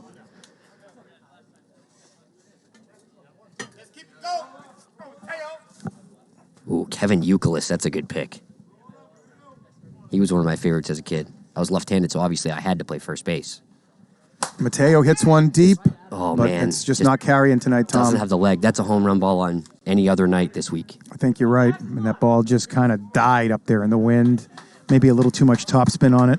Well, I mean, you could tell he hit it, even had the right spin to carry, but I think we've got a gentle breeze just kind of blowing in up in that second tier above the field. On the field, it's extremely calm, but once the ball gets up there, the wind can do some crazy things. My weather app is saying a 6-mile-an-hour wind blowing to the east, which would be slightly in. Mike Lowell, another good pick. And it seems like AK thinks that Johnny Damon was he won the whole thing in 2004. Had nothing to do with David Ortiz. I feel like he was the real hero. I know Johnny Damon had one grand slam that was a big home run on that run. No, he hit that grand slam in Game 4 of the World Series when they were up 3-0. All right, yeah, I'm not sure. I think he hit a home run against the Yankees that was big, but Mark Bellhorn was a bigger part of that championship run. Buckner. Somebody said Buckner. That's a Yankees fan saying Buckner, though, probably. Yeah. Maybe he's a Mets fan. I hope Stone Andy is a Mets fan. Mookie Wilson, I think, hit that. How do you determine a single, double, and triple? So the infielders have 5 seconds on contact to get the ball and hit the backstop or step on second or third base for a forced play. Obviously, you can catch a fly ball in the air for an out. If the infielder is unable to make that play, it will be a single. If the ball touches the wall after touching the ground, it's a double. If the ball touches the wall in the air, it's a triple. Obviously, anything over the wall is a home run. Another one is if an outfielder touches the ball, it's an automatic single. Yep. So a lot of times the outfielders, I obviously play outfield all the time, and on a weak ground ball, if it's a ground ball if it lands in the outfield, it's an automatic single. It's done. But if it's a ground ball in the infield and it goes to the outfield, and it looks like they're about ready to start here, so I'll continue that point in between at bats. This is the bottom of the 6th here. It is Manny Santillanes. He's had a tough night at the plate. Bottom 5, or is that wrong? It's bottom 6. Oh, it is. Bottom 5. Bottom 5. My It's bad. bottom 5. We're good. But on a ground ball, an outfielder, you don't want to run up and touch it. You kind of want to back up on it so that your infielders have a chance to run out in the outfield, grab it, and throw home or throw to second to get the out, because an infielder can run out to the outfield on a ground ball. As you can see, that looks like it's foul. Hollis is going to make the play to make sure, but I think that was a foul ball. I've got that foul as well. Yeah. Looks like we got a foul ball. Doesn't seem like they're going to challenge that as they get another ground ball right to Hollis. That one's fair, and that's going to be an out. Hollis has been a vacuum this season, probably in the Gold Glove discussion as of right now. He probably made 10 plays last week. Extremely adept at stopping those hard-hit balls. Here's Briner looking to get on base. We've got another highlighted message. If the Athletics move to Vegas, are we A's fans? I think I'm still a Red Sox fan. I got to live in Las Vegas longer than I lived in Massachusetts to be converted, I think. Well, the A's aren't coming here. Don't worry about it. Yeah, it seems like they might be. I hope they do. As Taylor takes a big swing and a miss at that, very visibly upset after that strikeout. He thinks he kind of chased one there. Doesn't want to help Alex. I'm very confident that the A's are not coming here, and I'm never backing off of that prediction. How many wiffle ball points are you going to bet? I will put all of my wiffle ball points that the Oakland A's are not in Las Vegas in the next 5 years. What about 6? I don't know. Things will be different then. There'll be a new labor agreement, and who knows. It looks like Jonathan Wilson doing a little Kevin Youkilis impression. Speaking of Kevin Youkilis. And the Snappers are down to their final strike here of the 5th inning. Alex Fernandez really working the ball. Yeah, doing a great job out there, playing with hitters. That's an easy grounder. Hollis moved over to shortstop for this play. That was Max. Oh, it is Max. Hollis was playing second base. You can tell by his big ninja mask he's got on. I guess it's like a ski mask. He's cold out here. You can tell the Vegas locals apart from the rest of them by seeing who's wearing the beanies and the winter hats. Although Chad's got one, so maybe not. Yeah, I'm a baby now. But we're an announcer. We're not playing. If you were playing, you probably wouldn't be wearing that hat. I would not. 15 years in Vegas now. I'm kind of a local here. Patrica's giving me a hard time here. Chad's got a lot of layers on. A lot of jackets on. Jonathan Wilson back out to the mound, looking for a complete game here. No, hey, we got another highlighted message. I guess Stone Aner doesn't care about my opinion, but Chad, do you think baseball will even be played this year? I think it will. I do believe that these labor disputes will be ended in the next week or two, and I do not even think the season will be cut into this season. They are arguing over a very small amount of money right now. Bauer hits one deep, hits one back, and it... Oh! You see, that was a high fly ball, tough to read. That must have been curving crazy on the way down. That might have actually gone over the fence and then curved back over. That looked like a tough play for Weber, because sometimes that ball curves back in after it goes over the fence, especially with a little bit of breeze. That's off the top of the wall, though, right at that 103 sign. It's going to go as a triple. I cannot give an error on that one, as that was a very difficult play. There's Big Al, looking just to get a fly ball to the outfield, get Bauer home. Although Bauer does have somewhat of a bum knee. I'm not sure if he wants to have to sprint home right now. Yeah, I think if Bauer's going on a tag, although he did tag up, and I believe in their last series, he tagged up and scored against the Night Owls. There are 2 mercy rules here in the PLW. Looks like that's going to be a foul ball. 10 runs after 3 innings is a mercy. 15 runs any time is a mercy. Even in the top of the first inning, if you put up 15, you win. And that has happened once here in the PLW. The only time you can score 15 and the game is not over is if the other team has 14. And that if that's the situation, it's kind of like basketball. You got to win by 2. You can also get to more than 15 by hitting a grand slam when it's 14 as well. Yeah, so I believe the highest scoring game, I think the highest score is 16 or 17. I want to say 17. I don't think 17 happened. I think it is 16. I would have to take a peek at that.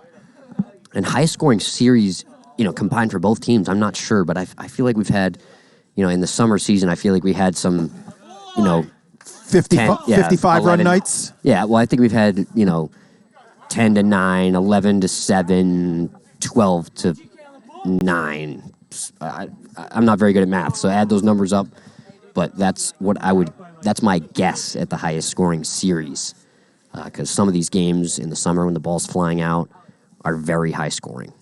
Jonathan Wilson unable to get an out here in the top of the 6th. He's put a triple to Bauer on third. He has just walked Big Al for his second walk of the game, which is going to remove him from the mound. And Taylor Briner, with his first and third nobody out jam, looking to keep his snappers in the game. He looked very impressive in game 1, Tom. He did. And it looks like we've got a lot of Massachusetts natives in the chat. Chad and I both from Massachusetts as well. Massachusetts is where the yellow wiffle ball bat is manufactured. The balls are made in Connecticut, but the bats are from Massachusetts. Every one of these yellow bats is made in that factory that, I don't know where it is, but... Connecticut, they only make the balls. Shelton, Connecticut, they have the factory with just the balls. The bats are actually made in Massachusetts, and then I'm not sure if they're shipped to Connecticut on their way out or if they just ship them out right from Massachusetts. Taylor finds himself in a jam here. Alex Fernandez has had a pretty good night at the plate, a couple of singles. Looking to get his Bombers even in this series tonight. Got another favorite professional second baseman of all time. That's a pretty specific one. Highlighted message in the chat. Who's your favorite second baseman? I was a big Robbie Alomar fan for quite a while. Jerry Remy comes to mind as well, as he was a stallion in my career and now one of the best broadcasters that exists. I think I might go Joe Morgan. I think he played second base, right? I'm trying to think of a nice, fun, obscure one. He did. I used to listen to Joe Morgan on the call in MLB 2K6. Big pitch by Taylor outside. Alex fooled, swings and misses for the first out. Middle infielders will have a decision here on a force out. If they attempt the double play and do not get it, that run will score. If they just hold that ball in the middle, then he will just hold it third. You know what, Chad? I'm changing my answer. Mark Loretta. That's my favorite second baseman. Mark Loretta. Okay.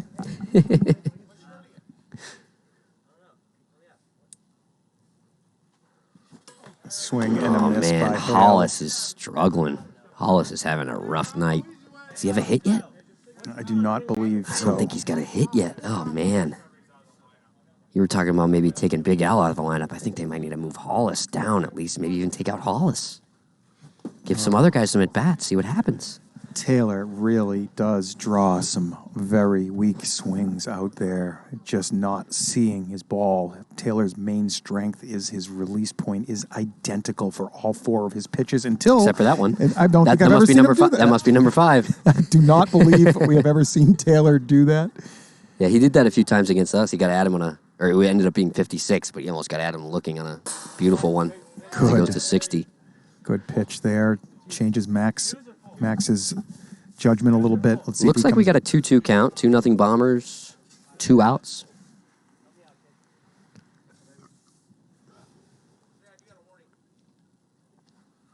That's hit hard. Caps, what a play!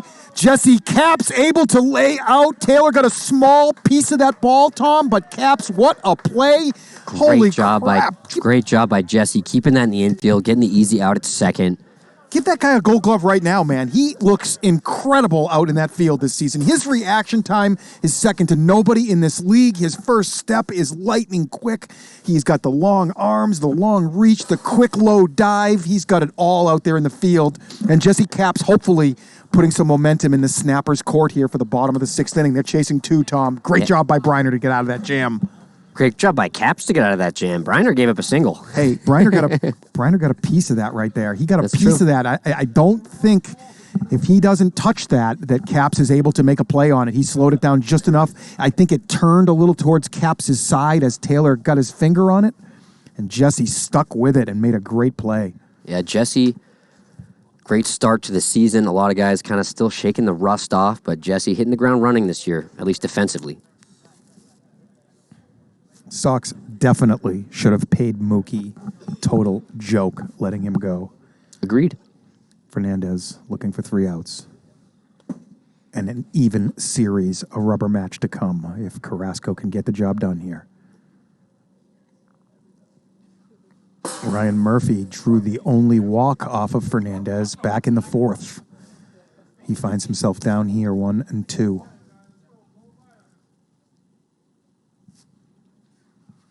Good take there. Anyway, on here, they can't win it without a base runner. Good take there. Looks like Murphy's wearing Wilson's garden glove, but he's not a lefty, so it's on his top hand. Real weird look. Good pitch, good hit, base hit, tying run will come to the plate here. All right, top of the order. He's got that lucky garden glove. I guess he's probably going to go up next time with that. It's not lucky for Wilson anymore. I think it's time for Wilson to pass it on.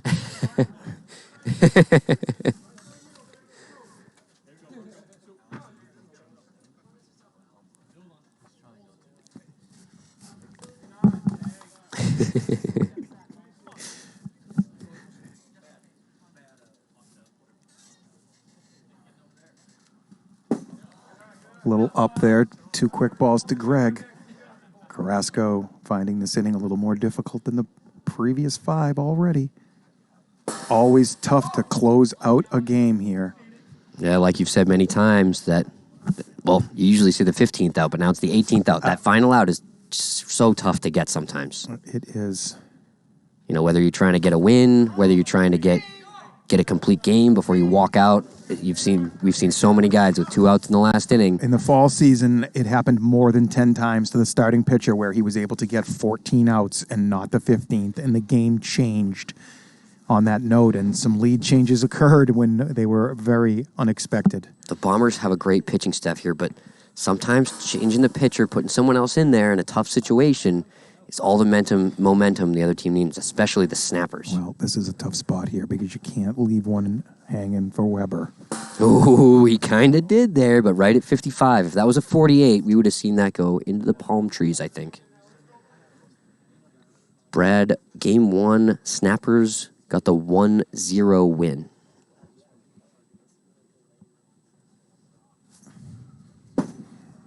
Two. Alex definitely has to be careful with Weber. Manny Santillanes on deck. Alex looking for a ground ball. That's a fly ball, though. Is it That's gonna be? deep. But Mateo is right at the wall. Ball not really carrying Weber got a good piece. And it looks like Weber is running right to the bathroom after that. That's going to bring up Santillanes in a big spot here. Alex has had control of him so far this game. He's looking to swing things. That's a hard grounder, but Hollis is a machine, and he flips it to Bauer, and the Bombers win 2-0. 2 very low-scoring games here, Tom. And I expect the same in game number 3. 2 shutouts. Let's see what happens game 3. If we're going to see a third shutout. Well, thanks for watching, PLW fans, PLW Nation. We are going to be back in just 20 seconds here with game number 3. Stay with us.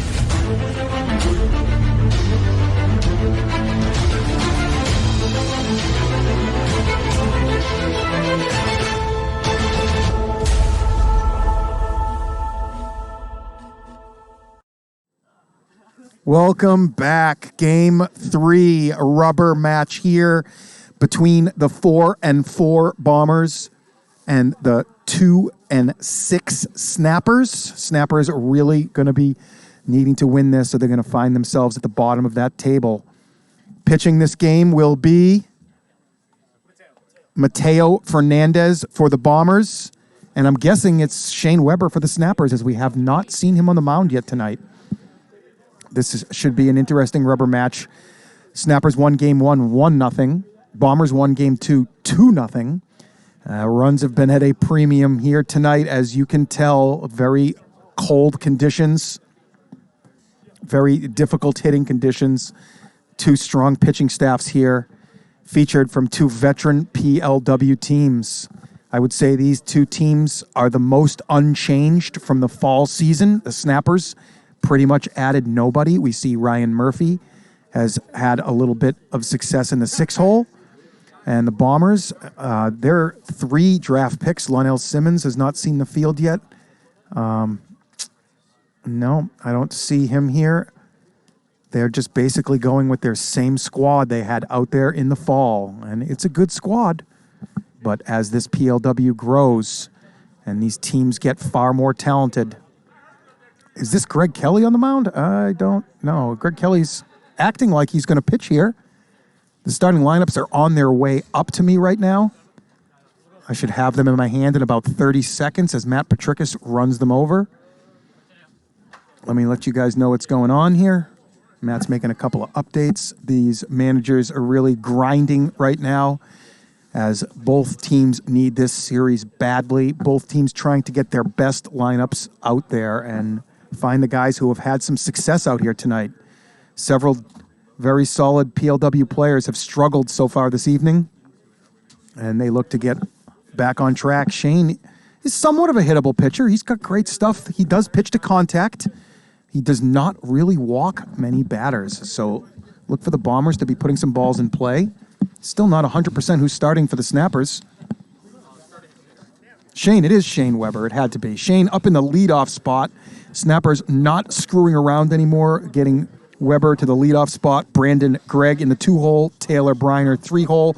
Manny Santillanes moved down to the 4-hole. Ryan Murphy moved up from the 6-hole to the 5-hole. Jonathan Wilson back in the 6-hole. And the Snappers are going to bat 7 guys this game, as I think they've determined that nobody is really shining, so it does not hurt them as much as it might have. I like that. It gives them another guy that, maybe they see something differently and they can get a hold of one, especially in these close games. But and that's going to be David Harley in the 7-hole, and I am wrong about their starting pitcher. It is just going to be TB7 out there.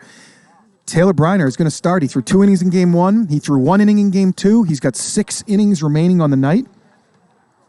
We have for the Bombers, it's just going to be Alex Fernandez, Hollis Hale, Mateo Fernandez. Trevor Bauer moves up a notch to the 4-hole. Max slides in behind him in the 5-hole.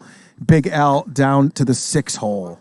And you got to wonder how much that, nagging knee injury that he sort of re-injured is affecting Shane's pitching.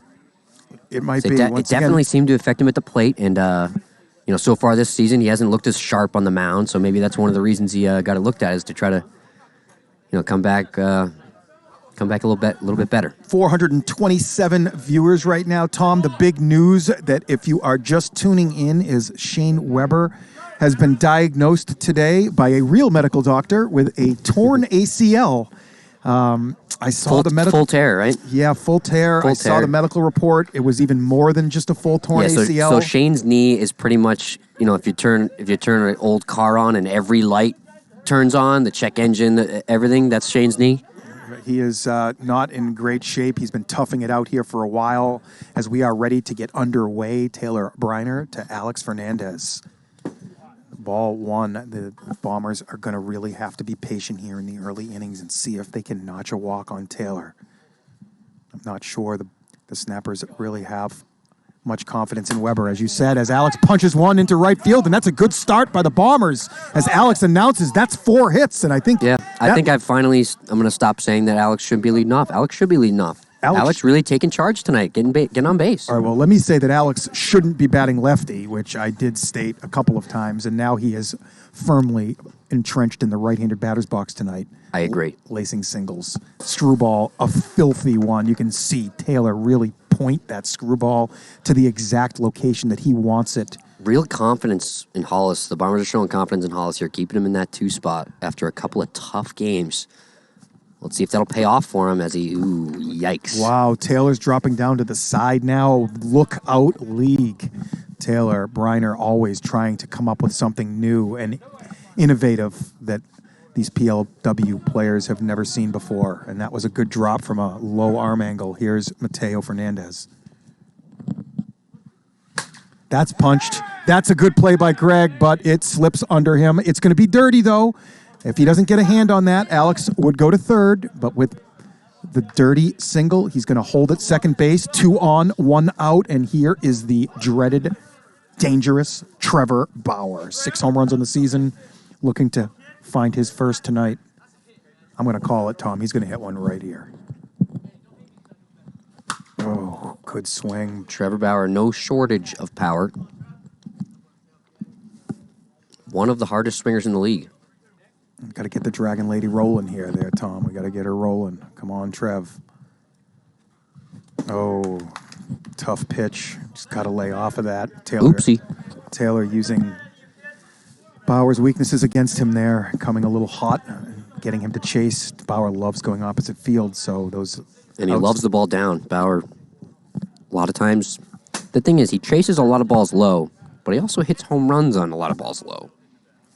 First time we get to see Max's face tonight. He's looking locked in. Yeah, I thought something happened to his face. That's why he was covering it up, but I guess not.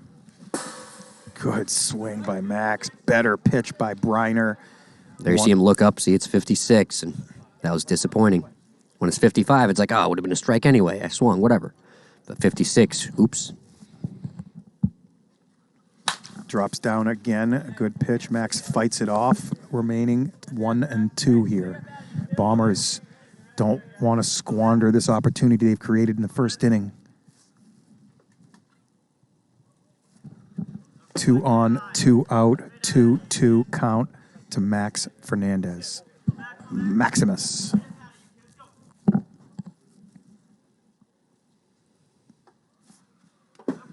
Good take by Max. Let's see what Briner throws on 3-2. It definitely doesn't have to be a strike here. Max is expecting a strike. Taylor may use that against him. Good take by Max. Very difficult take, Tom. A lot tougher than it looks. Taylor is a strike thrower. You are expecting a strike there, and Max is able to draw Briner's first walk, bring Big Al up. Very good at bat there. Great at bat. Big spot here. He was even able to get him to throw 5 balls since he swung at that 56. That's a big take by Al there. He can't swing at that pitch and get down in the count. Now he's got a little bit of leverage here. See if he can find something he can handle. 56, another good take. Al normally a free swinger. You got to wonder if maybe they kind of gave him the take sign, having him take a strike, especially against Taylor. You want to walk this guy out. Big Al hits a grounder. Gregg Kelley all over it. Caps has it. Dives. Gets the force out at third base. And for the third time tonight, Taylor Briner gets out of a big jam, keeping his snappers live on a very difficult offensive night here at Hideaway Field. And a good play by Jesse to just take that himself. You're watching live from Las Vegas, Nevada. Very cold week here in Las Vegas. It's Nevada. Oh, so much expected of me as a broadcaster, Tom. All these words I have to pronounce correctly. It's very difficult. It's mostly names in the state of Nevada. Yeah. You got to just pretend. You got to be the exaggerated Boston accent. It's Nevada. Nevada. All right, I'll remember that. I'll try and do better, PLW Nation. Thanks for tuning in here tonight. We got 421 of you right now. One too many, possibly. That's what Trench would say, but I think we need more viewers. Yeah, let's everyone stay on. Nobody go anywhere. We have a great game here. This game, this could be 0-0 into extras the way we've been going here tonight, Tom. These teams are both ready to go. Both teams featuring their best defenses.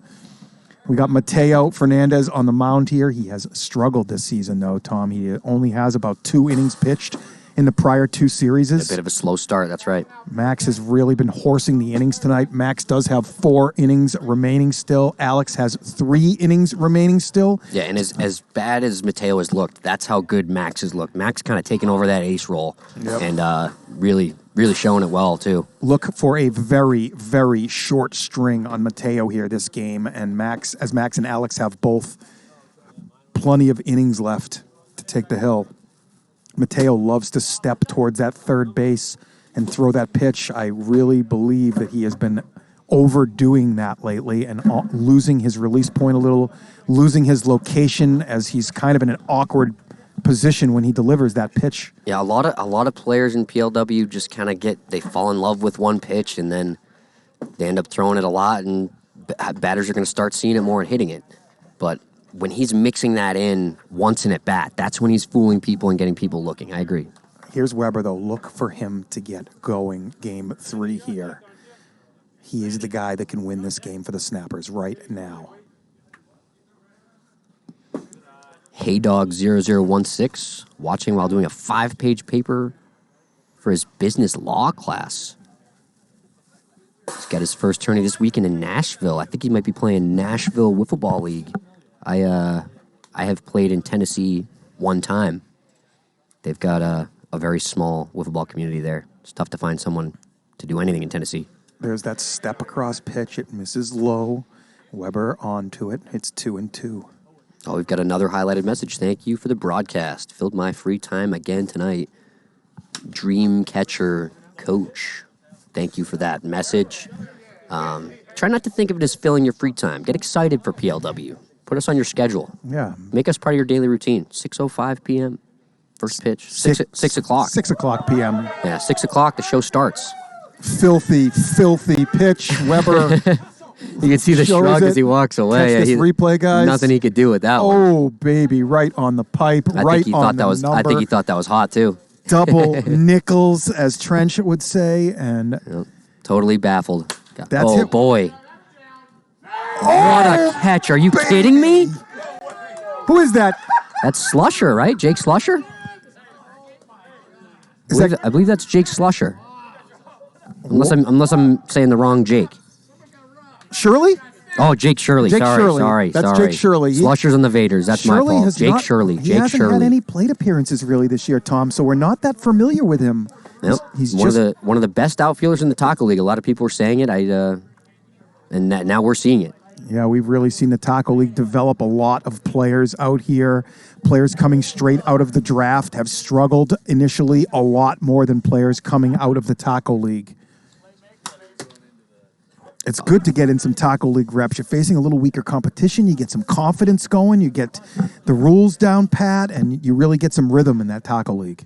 Yeah, it's really messing with you that both of those rookies named Jakes, their last name starts with an S, as Mateo strikes Briner out to end the inning. Good inning by Mateo there.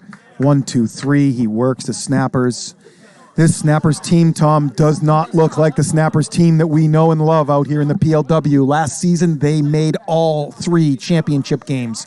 They beat the Night Owls / Calicos, and then they lost to the Ones and the Vipers. Take That's over. Right. The top of the second inning is brought to you by Leilani Acuna, the official realtor of Premier League Wiffle. If you are considering buying or selling a home, scan that QR code. And if you're watching on your phone, take a screenshot of that for later. the official realtor of Premier League Wiffle, trusted by players and family. And even if you're not considering buying or selling a home, check out the QR code. It's kind of fun. It's fun to scan QR codes. It's really fun to scan QR codes. Just scan. It takes, 2 seconds? Not even. Check it out. Pass it on to your friends. Yeah, maybe you're not buying or selling a home, but you know someone that is. And you can send the best realtor in Las Vegas their way. Lalani, the partner of Night Owls manager, Nick Davila. Fantastic guy we have in this league, dedicated every night to providing the best product that we can out here as we see Jonathan Wilson at shortstop here this game. See if the Bombers can take advantage. Oh, Alex can't be swinging at that, Tom. He just can't be. It's 56. It's off the zone, and Taylor's got to walk. You got to make him throw it over the plate. Try to walk him out of this game. That could be the key to victory for the Bombers.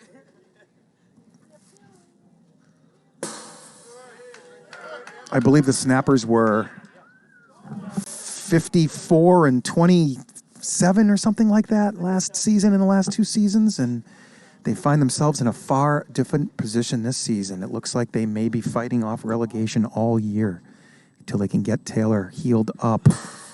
But when they do 53, oh man. Hollis still looking to get off the schneid today. When they do get Taylor freed up, they will likely be losing Shane Weber for the rest of the season and maybe the fall season as well. Good pitch there. I'm surprised Hollis laid off. 61 and away.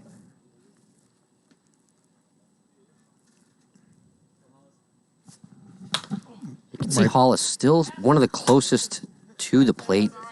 And that's an adjustment a lot of people make. They start standing further from the strike zone. But Hollis still standing just as close as he did season 1. And I think if he's going to get out of this slump, he's going to need to take that step back. Yeah, he's jamming himself up a little bit. You're right, Tom. And you can see on that pitch there, Taylor, a very adept pitcher, obviously notices how close Hollis is, and he keeps that ball on his hands and doesn't let him get any extension. Now look how much further Mateo is off the plate right here.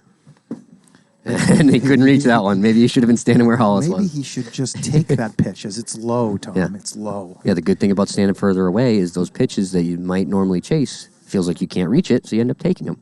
A lot of mental game back and forth here. Taylor known as a strike thrower. The Bombers know Taylor as a strike thrower. They're attacking him on first pitches, and Taylor is not throwing strikes on first pitches at this point.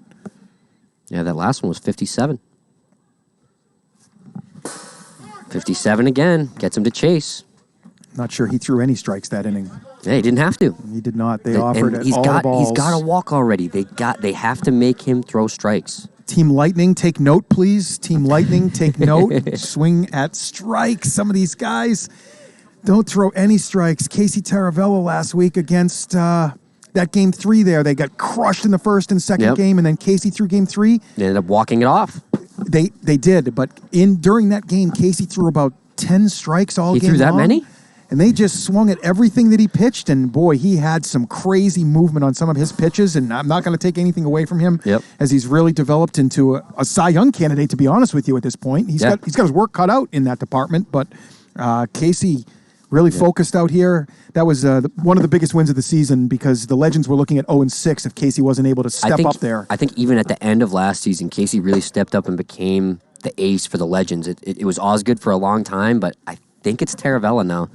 And I think the main reason they sometimes go to Billy is more just to make sure they can keep Casey in the field. It's such a great fielder. It's definitely Casey right now. And I think that their number 2 is Jason Stevenson. I think Stevenson's one of the best relievers in the league. Yep, the first guy in the league to throw a screwball. You can thank him. He's really tough when he comes in. He does struggle throwing complete games and stuff, but when there's a jam, I like Jason to come in and get out of it. He's heavy on that screwball. He's one of those guys where you almost, if you're a switch hitter, you want to go the opposite way so you can see that ball come in. Here's Mateo out for his second inning of work. As a lefty, I hate facing Stevenson. That screwball's devastating. I have to pick it up over my shoulder and then make contact, turn my head. No thanks.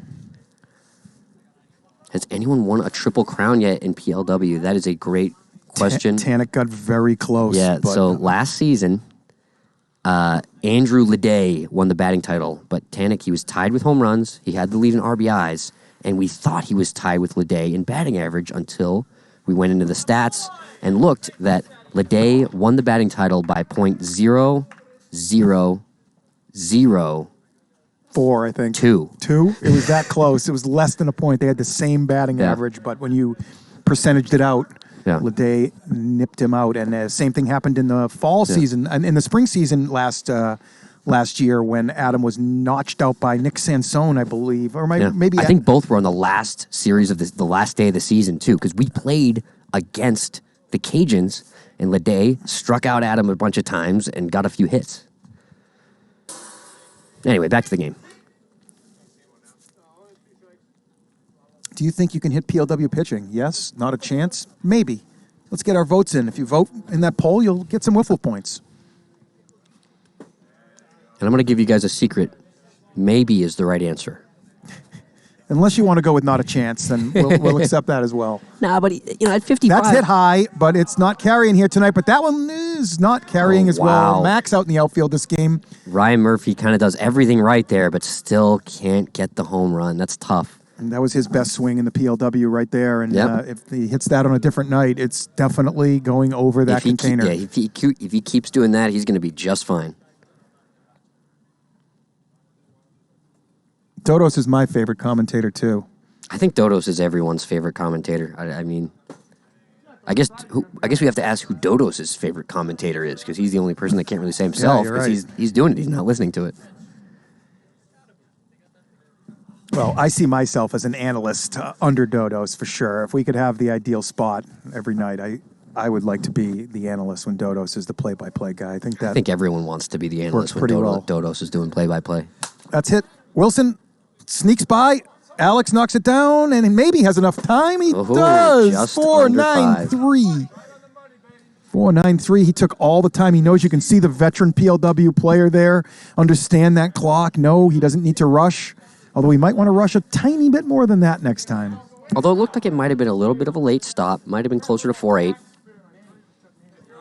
Regardless, great way to stay calm, make that play, not rush himself. A lot of people, they end up rushing, and they spike it into the ground at 4.1 seconds. And then they realize they had another full second almost. Yeah, that's very common out here, players to rush throws. And it's good for you PLW players if you have not to come down here and umpire a game. You can step in as third umpire, third stopwatch. And you can realize just how long 5 seconds is. You get some knowledge on how to start and stop the stopwatch. You also get that feel for 5 seconds, which comes in really handy when you're out there bobbling a ball around a little bit, knowing how much time you have to make a play. Agreed. I know some people kind of count in their heads, and a lot of times counting in your head is way too slow or way too fast. Usually way too fast. It's hard to slow down when you're rushing around out there. When you're running toward the ball, it's 1, 2, 3, 4, 5. Yeah, basically.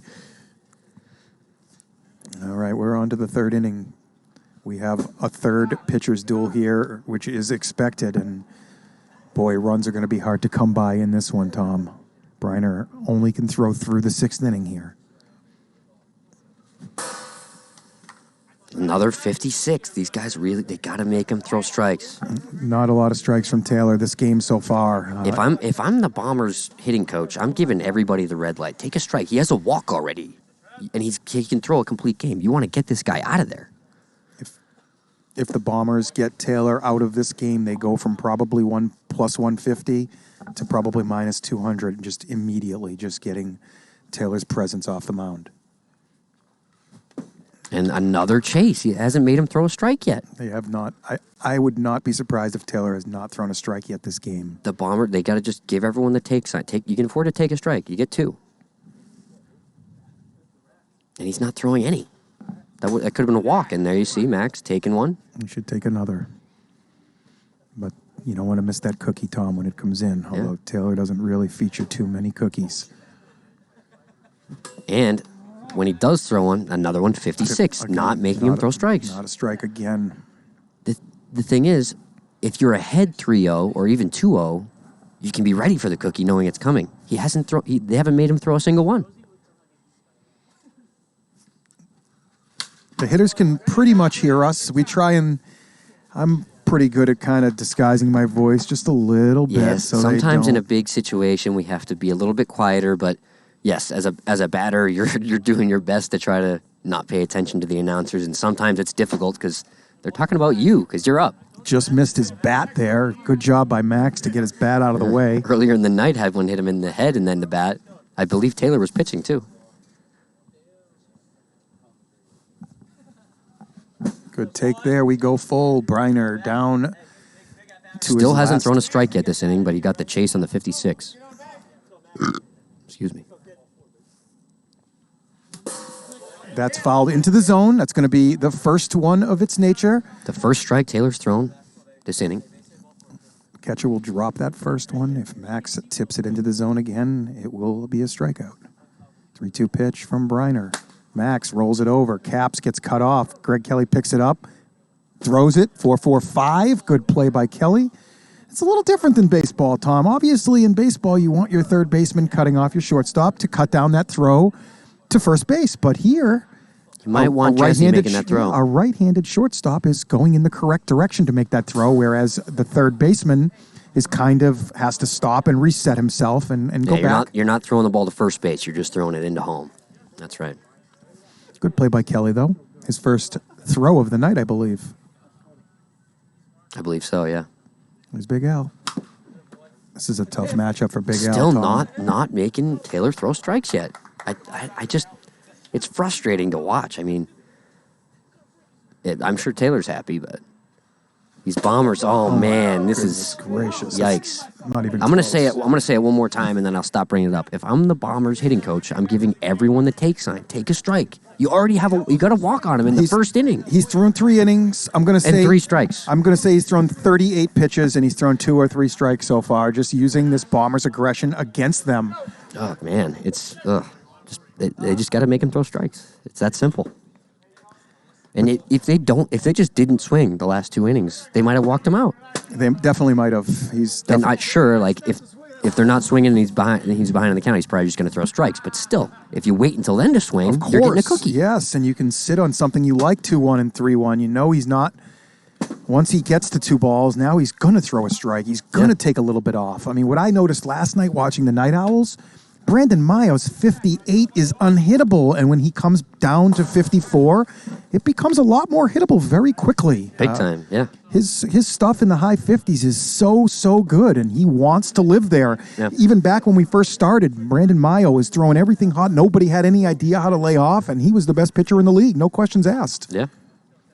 And I think, another thing is just if you're a pitcher and you're trying to throw that 55, once you're behind in the count, you got to throw more like 51, 52 to be sure that you're going to strike, as Mateo starts him off with 54.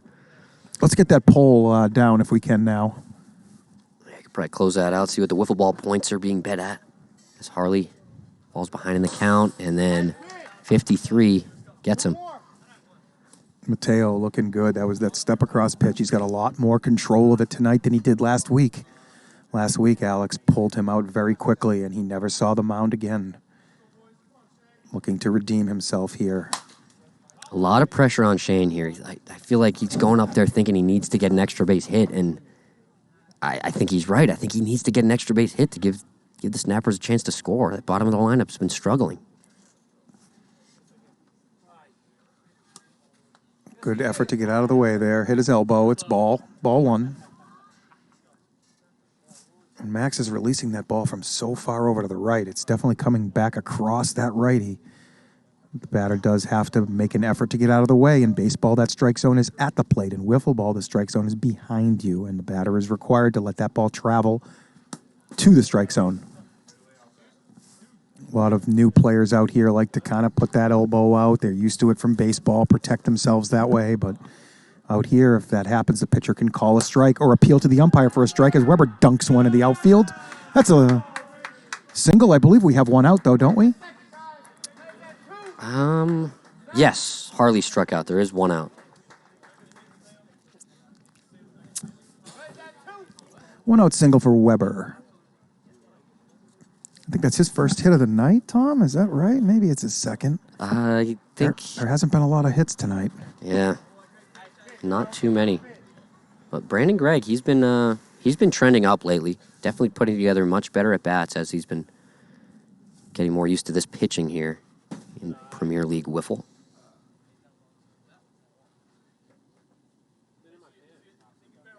Looks like 22 votes for not a chance.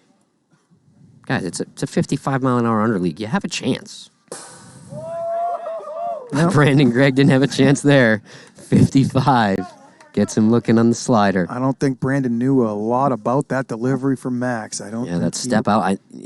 Mateo and Levi were probably the two people that really started doing that exaggerated step completely to the side, and a lot of other pitchers are kind of starting to do it now. I've seen Tanner Roundy start doing it. I'm trying to. Chen does it a little bit. Chen, yeah. Other names are escaping me, but that's it's becoming the new hot pitch to throw. Yep. Here in the Premier League. Taylor punches one. That's going to be foul. Taravella 2. Game 2 was a 2-0 Bombers win. This is the rubber match right here, Game 3. When Chen was doing that step across pitch, it was always a screwball at first. And then last week, we saw him throw a couple of sliders, and you could tell the batters were, here comes the screwball. And when it's not, it's totally different. We're talking 5 feet of difference. And just like there, Taylor kind of looking silly. Looks like he got a riser, but he might have been looking for that drop screwball pitch. Yep. It's very good for pitchers to be able to move the ball in a few different directions. Yep. And when you can do it from the same arm slot, it becomes tough to pick up, man. You don't get to really see if it's a slider or a screwball until the ball's halfway to you. And we're talking about we're talking about a 4-foot difference on where a slider ends up and where a screwball ends up. Yeah, you can tell someone got fooled by a pitch when they swing and they missed the ball by this much. Yeah. Because they thought it was a slider and it went the complete opposite direction. And sometimes you don't really have time to read it, or sometimes you just get fooled. Well, I've done it myself. You really have to have that late approach in this league. Once you get to 2 strikes, I tell my team, strike 1 is for you, sit on a pitch, do what you want, swing as hard as you want. But once you have that first strike and you are down 0-2, 1-2, it is the team's strike at that point. And you have to have a team at bat, try and put the ball in play, swing a little bit later. Don't get fooled by that late break. You got to see the break and then swing. It's okay to hit the ball deep in the zone. It's almost better. Alex hits that one deep in the zone, but doesn't get much mustard on it. Gregg makes an easy play for the first out of the top of the 4th. We're moving right along here. And the Bombers still swinging at everything. Was that the first pitch? It was. Oh, jeez. I mean, it looked like it was probably going to be a strike anyway, but I want to see these Bombers put a little bit more patient at bats and try to get Taylor out of the game. It's already the 4th inning now. I think they give him his first walk in the first inning as Hollis swings at the first pitch. That one's going to be 90. I don't think the radar read it right because he threw it too far to the side. Yeah, the radar works great on everything right up the middle. Pretty much there's a cone coming out of that radar gun going right up the middle, so if someone throws it from the side, it won't read it until it's kind of right down in that middle panel area. Here's Mateo. He's had a few looks at Taylor now tonight. Let's see if he can make adjustments here. There's an adjustment, Tom. Ball 1. I believe Taylor had gotten the last 8 hitters without throwing a ball. Something like that. But that one was just so far off that he couldn't help but take it as he swings to the next one. But that one was 55. That was a strike anyway. The 60 you're swinging was his swing speed. The 55 popped up first, which was the pitch speed. That moves the count to 1-2. Once again, the pitch speed doesn't matter once the batter swings. It's just 55 or under to get called strikes. 59. That's his first foul tip into that zone with 2 strikes. Obviously, that's a tough take with 2 strikes, but the Bombers, I wish I saw them in the 2nd or 3rd inning. Just put the bat on their shoulder and see what Taylor's made of. A second 1-2 pitch. Taylor drops down, misses in. Taylor, again, does have a walk. Going to be looking to make something happen on this pitch. Does not want to go 3-2. It's a good pitch. It's 55 on the outside. Mateo doesn't get a very good swing at it. And through 7 half innings here, we have no score still, Tom. Kind of what we expected here going into Game 3. Nothing different than the first couple. Now we may have a 3rd shutout on our hands here. Yeah, but when we have a double shutout, we keep playing again. Extra innings features no runner on second base. No maximum amount of innings will be played. This game will be played until completion. And the pitcher's innings count. Well, Taylor will run out of innings after the 6th. Yep. So in the 7th inning, they would have to make a pitching change. Mateo, though, came into this game with 0 innings pitched. So Mateo cannot be 9-inninged out of this game. As long as he is the pitcher on the mound for the entire game, he may continue to a 10th and 11th inning if needed. And that's something you don't see too often in Game 3, so that would be interesting. You're correct about that. Most of the good pitchers who are going to be able to throw shutouts and head into a 7th and 8th inning have already thrown an inning or two before the Game 3. So Exactly. as Taylor has had to come in both Games 1 and 2 to bail his teams out of trouble. Game 1, he came in and won it. Game 2, he came in and kept his team very close.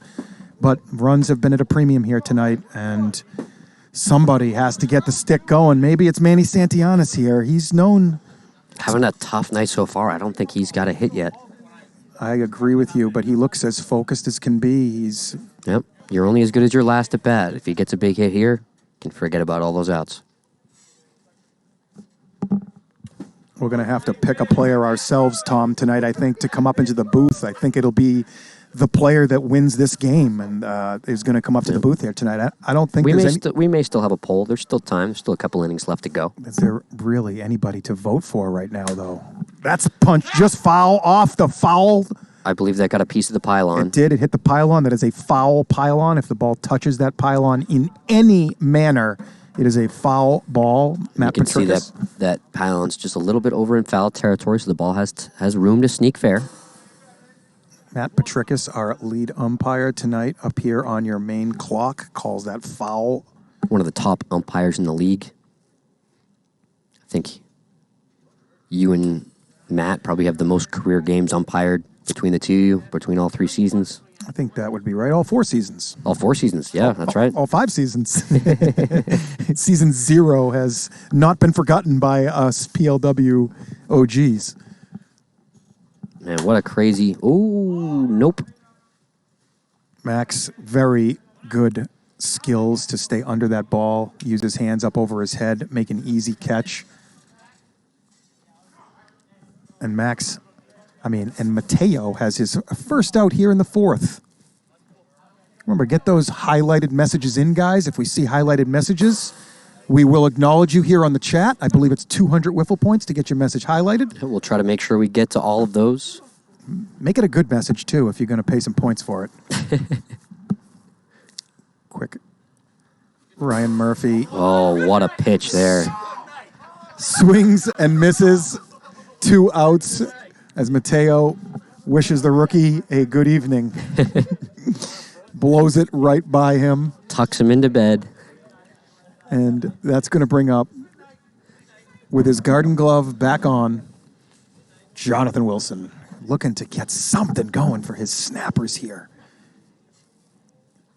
Jonathan does have home run power. He has hit some light tower shots over the past year. He's looking to get Big-time softball player. 2022 spring season underway.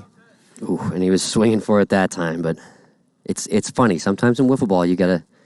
The people who don't swing as hard hit the ball further even. It's more about getting the right spin on the ball than putting as much force as you can, because if you bend the ball in half, it's not going to go anywhere. Yeah, let's just throw Andrew Leday's name out there once again, because that guy has the smoothest swing ever, and the ball just jumps off of his It looks bat. like he's not even trying, but if you put the right spin on it... It does look like he's not trying, and I'm trying my hardest, and I can't hit. Yeah. It's like he's showing you up, but he's such a nice guy that you know he's not. He is such a nice guy. Great manager for this league. Has rebuilt that Cajuns team and has them competitive. You know who else is competitive out here is Mateo Fernandez, scoreless through 4. Taylor Briner, scoreless through 4. We have a barn burner rubber match here at Hideaway Field. Wilson just went down looking. Oh, Wilson's having a tough start for the season. I feel for the guy. Welcome live from Hideaway Field, everybody. We're watching Game 3, Snappers Bombers. Different kind of series here tonight. We feature it all here in the PLW. All right, we got a message from Will highlighted in the chat. In your opinion, who's the best overall PLW player? I think two-handed Taylor Briner's got my vote. Two-handed Taylor Briner has won all 3 MVPs last season. Actually, he was only... two-handed for about 2.7 of those seasons, and he was able to hang on for dear life as Adam Tannick put a scare into him at the end of the season. But Taylor won that vote for MVP. I voted for Tanek for MVP last season, but was not in the majority as Taylor finished the MVP 2021 sweep. Only 2 seasons this year as we've moved to 54 games. And it looks like Taylor's going to have a tough time winning MVP with that one hand. Taylor is not going to win MVP with that one hand, Tom. I'd like to see someone else win, whoever it is. It's someone else, and I can't wait to see who steps up to take that. But Taylor Briner still has his eyes on a Cy Young Award for this year. And right now, he reigning is Cy Young dealing winner out there. And again, Trevor Bauer doesn't make him throw a strike. Both of those pitches were not strikes.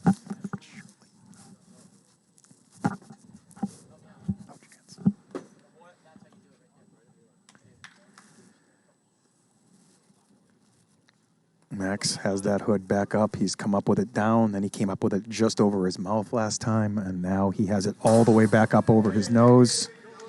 Good pitch by Taylor, 55 there. Taylor's pretty much thrown most of his pitches at 55 or 56. He really has that speed dialed in here tonight. Someone finally takes a pitch, and it's 55 as a strike. And then there's 58. That's a good job by Max, though, to fight that off. Yep. That was a hittable and pitch. a good job taking the first strike. Like, as you know, it's what I've been kind of saying the whole game. That's hit well, but Harley right there. Can of corn. Good play by Harley, one of the top 5 outfielders in this league. Nice little slide, but for Harley, that's routine. He's a great outfielder. See if Big Al can get into one here, Tom. There he takes goes. one. Let's see if Big Al can make Taylor throw a strike here. I don't even care if he gets into one. Well, I just want to see one strike this at bat at least.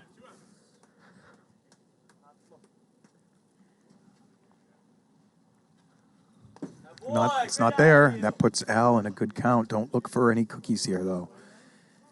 Maybe last year you throw Al kind of a cookie here, but not in this game at this time. Got to be careful still. He's got a lot of power. Evens the count at 2-2. Let's see what Briner throws him here on 2-2. I'm very curious. I'd throw something away, moving away. Goes for the drop, but it doesn't really fall, and Taylor... This is a big pitch right here. It is. I might just give him the red light. Don't hate it. Taylor is a strike thrower. I think that was going to go between his outside. legs and under Caps. That ball was moving away from Caps. I think that may have gone outside, too, if he just didn't swing at it. I think so. Taylor between his legs. Jesse thought he had a bead on it and kind of made an early dive as if he was going to get it, and then the ball just kind of... Just kept spinning. It did. It spun and spun up the middle and just out of the reach of Caps, which gives Alex Fernandez a 2-out chance here. Big spot here. Any double will do, no. but that is not a double. Is that going to stay foul? Yes, it is. It's going to move the count to 0-2. Alex has punched 4 singles, I believe, this series. He's got a second life here after that almost the dreaded dribbler. He's able to stay foul for him. Good take there. Tough pitch. It was really hot, though. 63. Taylor does throw the smoothest 63 in the league. It seems like his arm motion is the same at 48 and 63, making it very tough to gauge what's coming. It's 1-2. Alex punches one. That's going to get to the wall, maybe. It does not get to the wall as Harley cuts it off over in the corner. Great hustle from Harley there to keep that run from scoring. Good Pulls him to a positioning as single. well. He was over into right field far enough to be able to chase that one down. That is going to keep this game scoreless for now, and it's going to bring up a struggling Hollis Hale this evening. First and third, 2 outs. Maybe a wild pitch here. What do you think of the odds? Pretty low. I don't think we've had a wild pitch yet. We did have one. We did. We had one? Yeah, we had one on Tuesday night, a wild pitch, or Monday night. I can't remember who threw it. It might have been First ever, I It think. might have been Goot. I think Goot threw it, but I could be wrong. Oh, Hollis almost connects with him right there. And Dobbins, help me out in the chat there. Who threw that wild pitch on Monday night? I'm pretty sure it was Monday night we had a wild pitch. Was it Goot? Good take by Hollis. It's a great take by Hollis. Trying to put together the most important bat of the night, perhaps. Okay, I'm wrong. Somebody threw a wild pitch, AK. Go into the stats, AK, and tell me who threw a wild pitch. Taylor pumping his chest, getting out of that one. Good job by Briner once again. You rarely see emotions come out of Taylor, but he was excited right there. Somebody threw a wild pitch. I'm 100% sure of it. I had the iPad. Somebody looked that up in the stats. It should be the only one. They're leading the league in there wild pitches. Taravella threw the only wild pitch. All right. Somebody threw one. It was earlier in the week. I remember. Welcome, everyone. Hideaway Field. We have a 0-0 game here into the bottom of the fifth. Mateo and Taylor dueling zeros. Both teams need this game badly. Bombers are at 4-4, and the Snappers are at 2-6. So this is a big game in the standings here, as every game seems to be. We've seen the Ones and the Vipers separate to 7-2 this week. The Legends and Snappers came into tonight at 1-5. The Snappers were able to grab game 1, lost game 2. How does a wild pitch happen? You have to completely miss the backstop with a pitch. I don't know how it happened. It must have slipped out of Casey's hand. We almost had another one last night, but yeah, this is a serious rubber match going on right here. Both of these teams locked in. Very intense feeling here at Hideaway Field.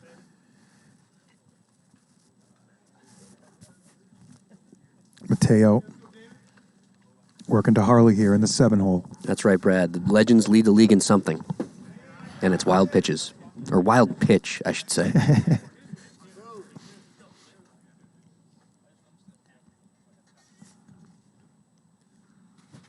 Mateo with a good little change up there. Drops it down to 52. Hits the outside of the zone and gets a swing and miss from Harley. It's going to bring up Weber. I think I said this is last at bat. I feel like there's a lot of pressure on him to get an extra base hit here. Give them a chance to score. It's going to be tough to get 3 singles. Mateo goes to that step towards third base, coming back across and gets the swing and miss out of Weber. Mateo absolutely dealing right now. Weber hits one hard, just foul. As you see, it hits the wall in fair ground out there. That caveat in wiffle ball, that ball comes from foul to fair way more often than you'll ever see in a baseball game. Makes everything exciting. You cannot give up on balls out here. Yeah, a lot of times as an outfielder, there's a ball I don't think I'm going to get to. I dive anyway, and the ball just lands in my lap. You know, it curves, it hangs up there as Weber down on strikes. Yeah, the ball definitely hangs up. It falls out of the sky slower than a baseball. So if you're used to playing center field in baseball and you run across and you're like, I can't get that, and you kind of pull up and the ball lands in between your legs. Yeah, and you're like, wow, I could have caught that. So you got to stay with stuff out here and get used to the different trajectory and ball flights that this wiffle ball produces. Yeah, you see crazy stuff all the time, and it looks like Jake Shirley has won that poll. We'll see him for the post-game interview. Made a great catch out there on his rookie campaign. I don't think he's got any at-bats yet, maybe 1 or 2. So we'll see what he thinks about this Bombers team. I will be asking him how he feels about not getting any at-bats as well. We'll see what he has to say. Especially with the lineup struggling so much. I mean, Hollis and Big Al have combined for not good, is all I can say. I would have put Shirley up there at least a couple of times. A lot of batters not good up here tonight, including the great Taylor Briner himself. As we have dueled zeros through 10 half innings of play now, and this has basically become an extra inning game now as we move to the 6th. The first run very likely is going to take this one here. Who's going to do it, Tom? Who do you like out here? I mean, I like the Bombers. Like I was just saying, they've all been struggling so much, except for Alex. I feel like Alex has been hitting well today, and everyone else on his team has been struggling, which is pretty ironic because I said he probably shouldn't be leading off. So I'm gonna take that back. I'm gonna own that one. I was wrong. Alex should be leading off, and he's been hitting the ball pretty well today. But he just needs somebody else to step up and get a big hit while someone's on base. I think it's going to be the Bombers because the Snappers are just, I feel like they're just putting it all on Shane to do it for them, and it doesn't look like Shane's going to be able to pull it out. And this is Taylor's last inning for the night. So after if it goes this to inning, extras, they're going to have to make a pitching and change. they have dodged Weber all night long here. They haven't used him yet. So now all of a sudden, in the 19th inning of the night, they're going to ask Shane to go out to the mound in this really frigid weather. With that knee injury, maybe they go to Gregg or Wilson. Maybe they do go to Gregg. Gregg did look pretty good in game 1 for sure. He didn't give up any runs. Maybe Gregg's the guy they call. He's got 4 innings left, I believe. It looks like we got Texas Tim in the chat. Texas Tim, you're seeing one heck of a game right here. Top of the last 0-0 and dump 27. Do players make money? Soon. Yes, but not playing wiffle ball. Soon. We are very close. None of the players have quit their day jobs just yet, but stay tuned for that in the coming years. You never know. Start that off small at some point here and go from there. But we do have a strikeout. Briner gets his opposing counterpart on the mound, Mateo Fernandez, and that's going to bring up the very dangerous Bauer. 58, and Taylor still has a walk. Tom, there's no chance Taylor's throwing Bauer a strike on the first pitch. I don't think he's throwing him a strike the whole game. I don't think Bauer has seen a strike. No, the Snappers... And there it is. Oh, 56. That wasn't even a strike. Anthony, the Snappers did win game 1, so they are 2-6 right now, looking to move to 3-6.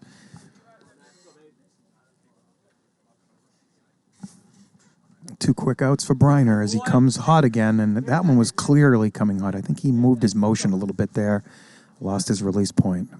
Max still one of the most dangerous hitters on this Bombers team.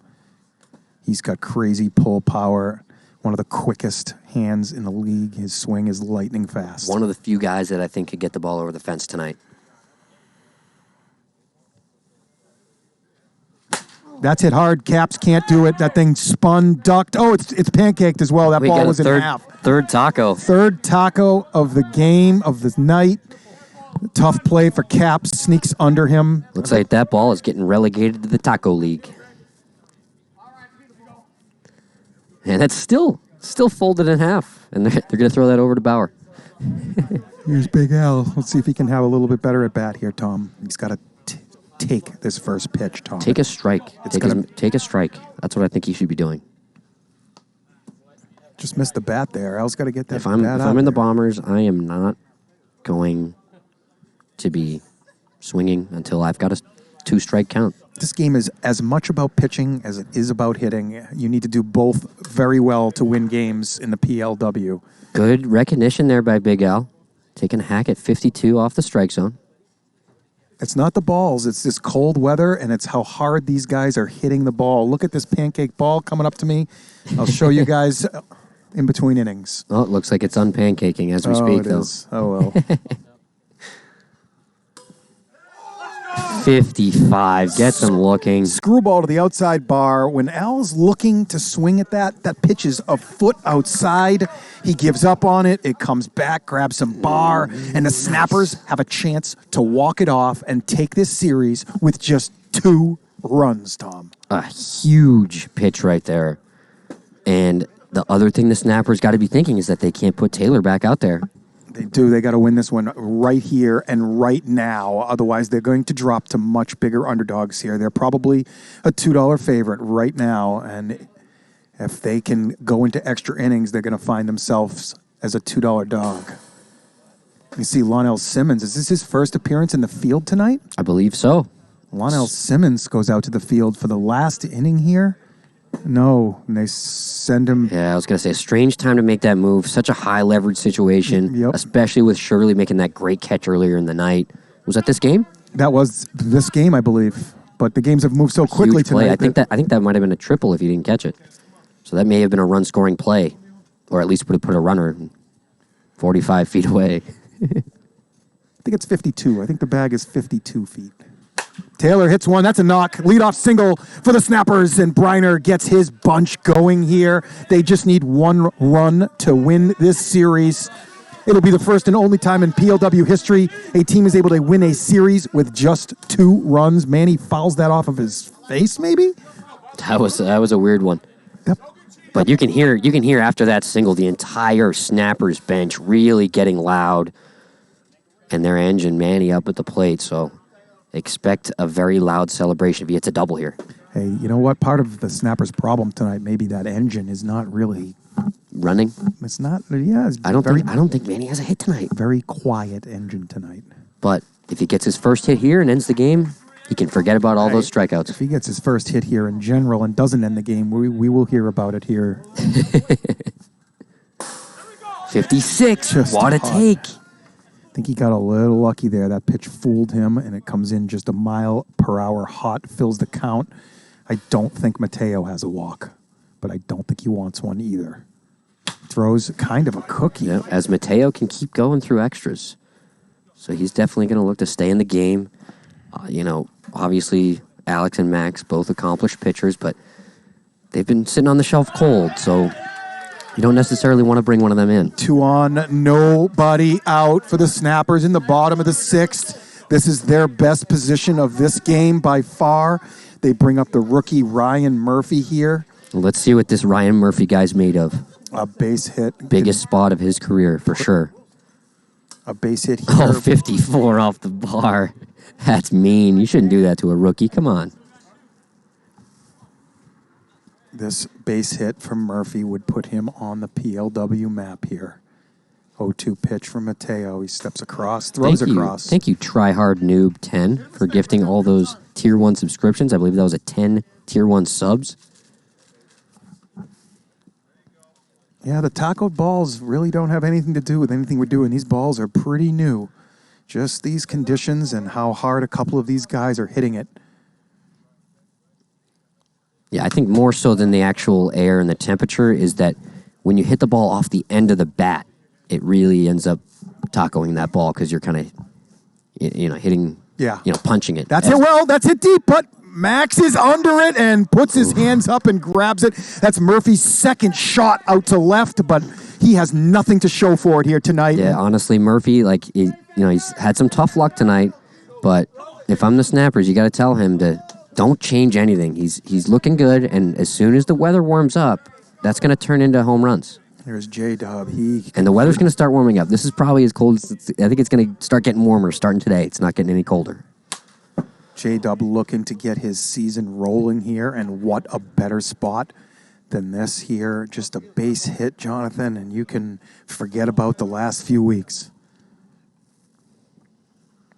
That's hit well, and that's going to end the game. Ball Jonathan game. Wilson. They save it from the wall, but it doesn't matter. That's a clean single. That's ball game. Actually, it does matter slightly, as it would have been a 2-0 final if that got to the wall. He took an RBI from Jonathan Wilson there. That's right. Yep, but the Snappers don't care, and the Snappers have won this series 1-0, losing 2-0, and then winning 1-0, Tom. We have never seen anything like this in the PLW.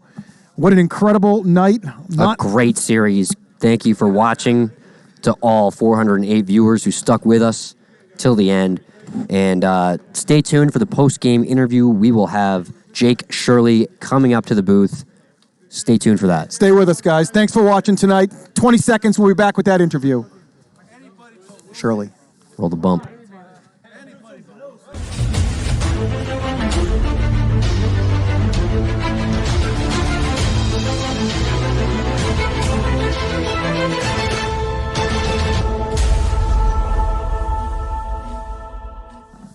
Welcome back, PLW Nation.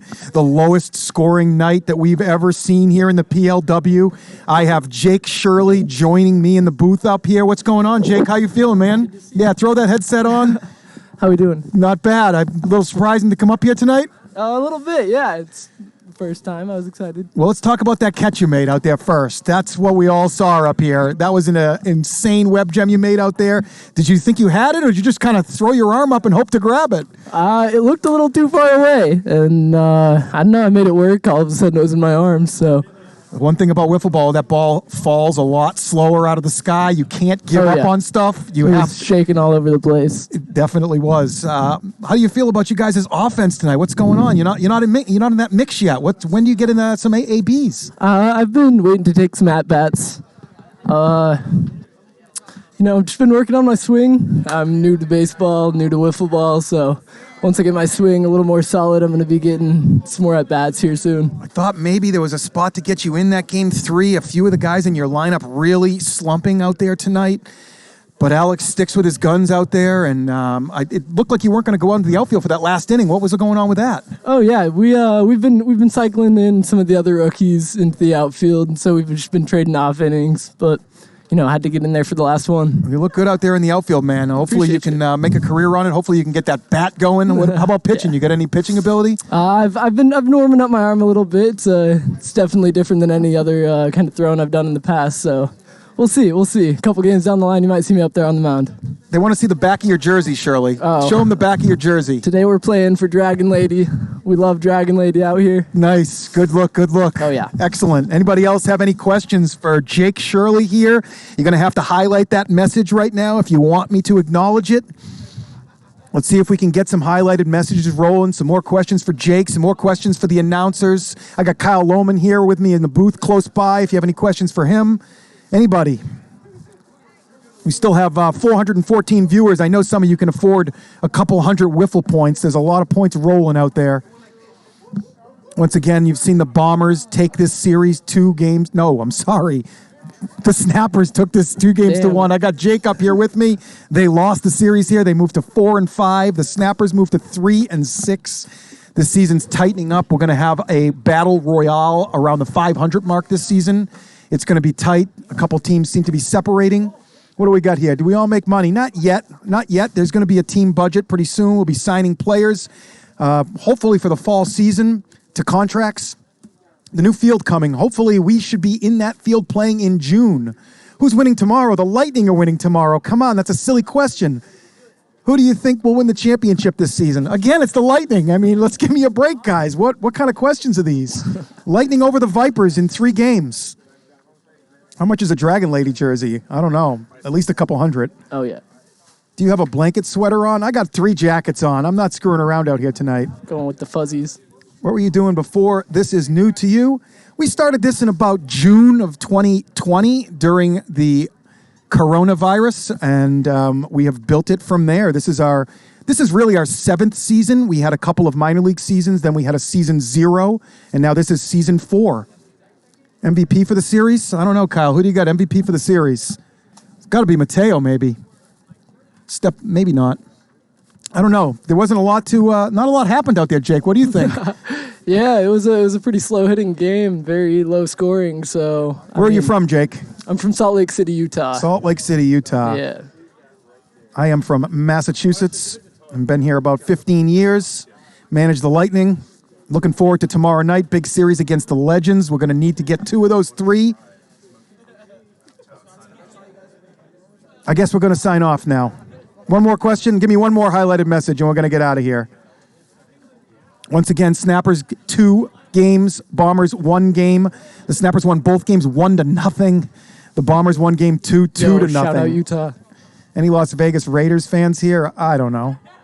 We don't do football here. We do wiffle ball.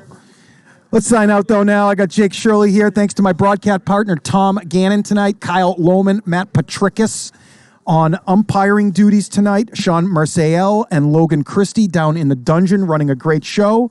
We'll see you guys tomorrow night, 6 p.m. I know Trench is up here in the booth. Do we know who's with him? David Harley Jr. and Trench Pacone will be in the booth for Lightning 2-4 against Legends 1-5. Devlin Daniel against Casey Taravella, game number 1. We'll see you guys tomorrow night. Thanks for tuning in. Chad.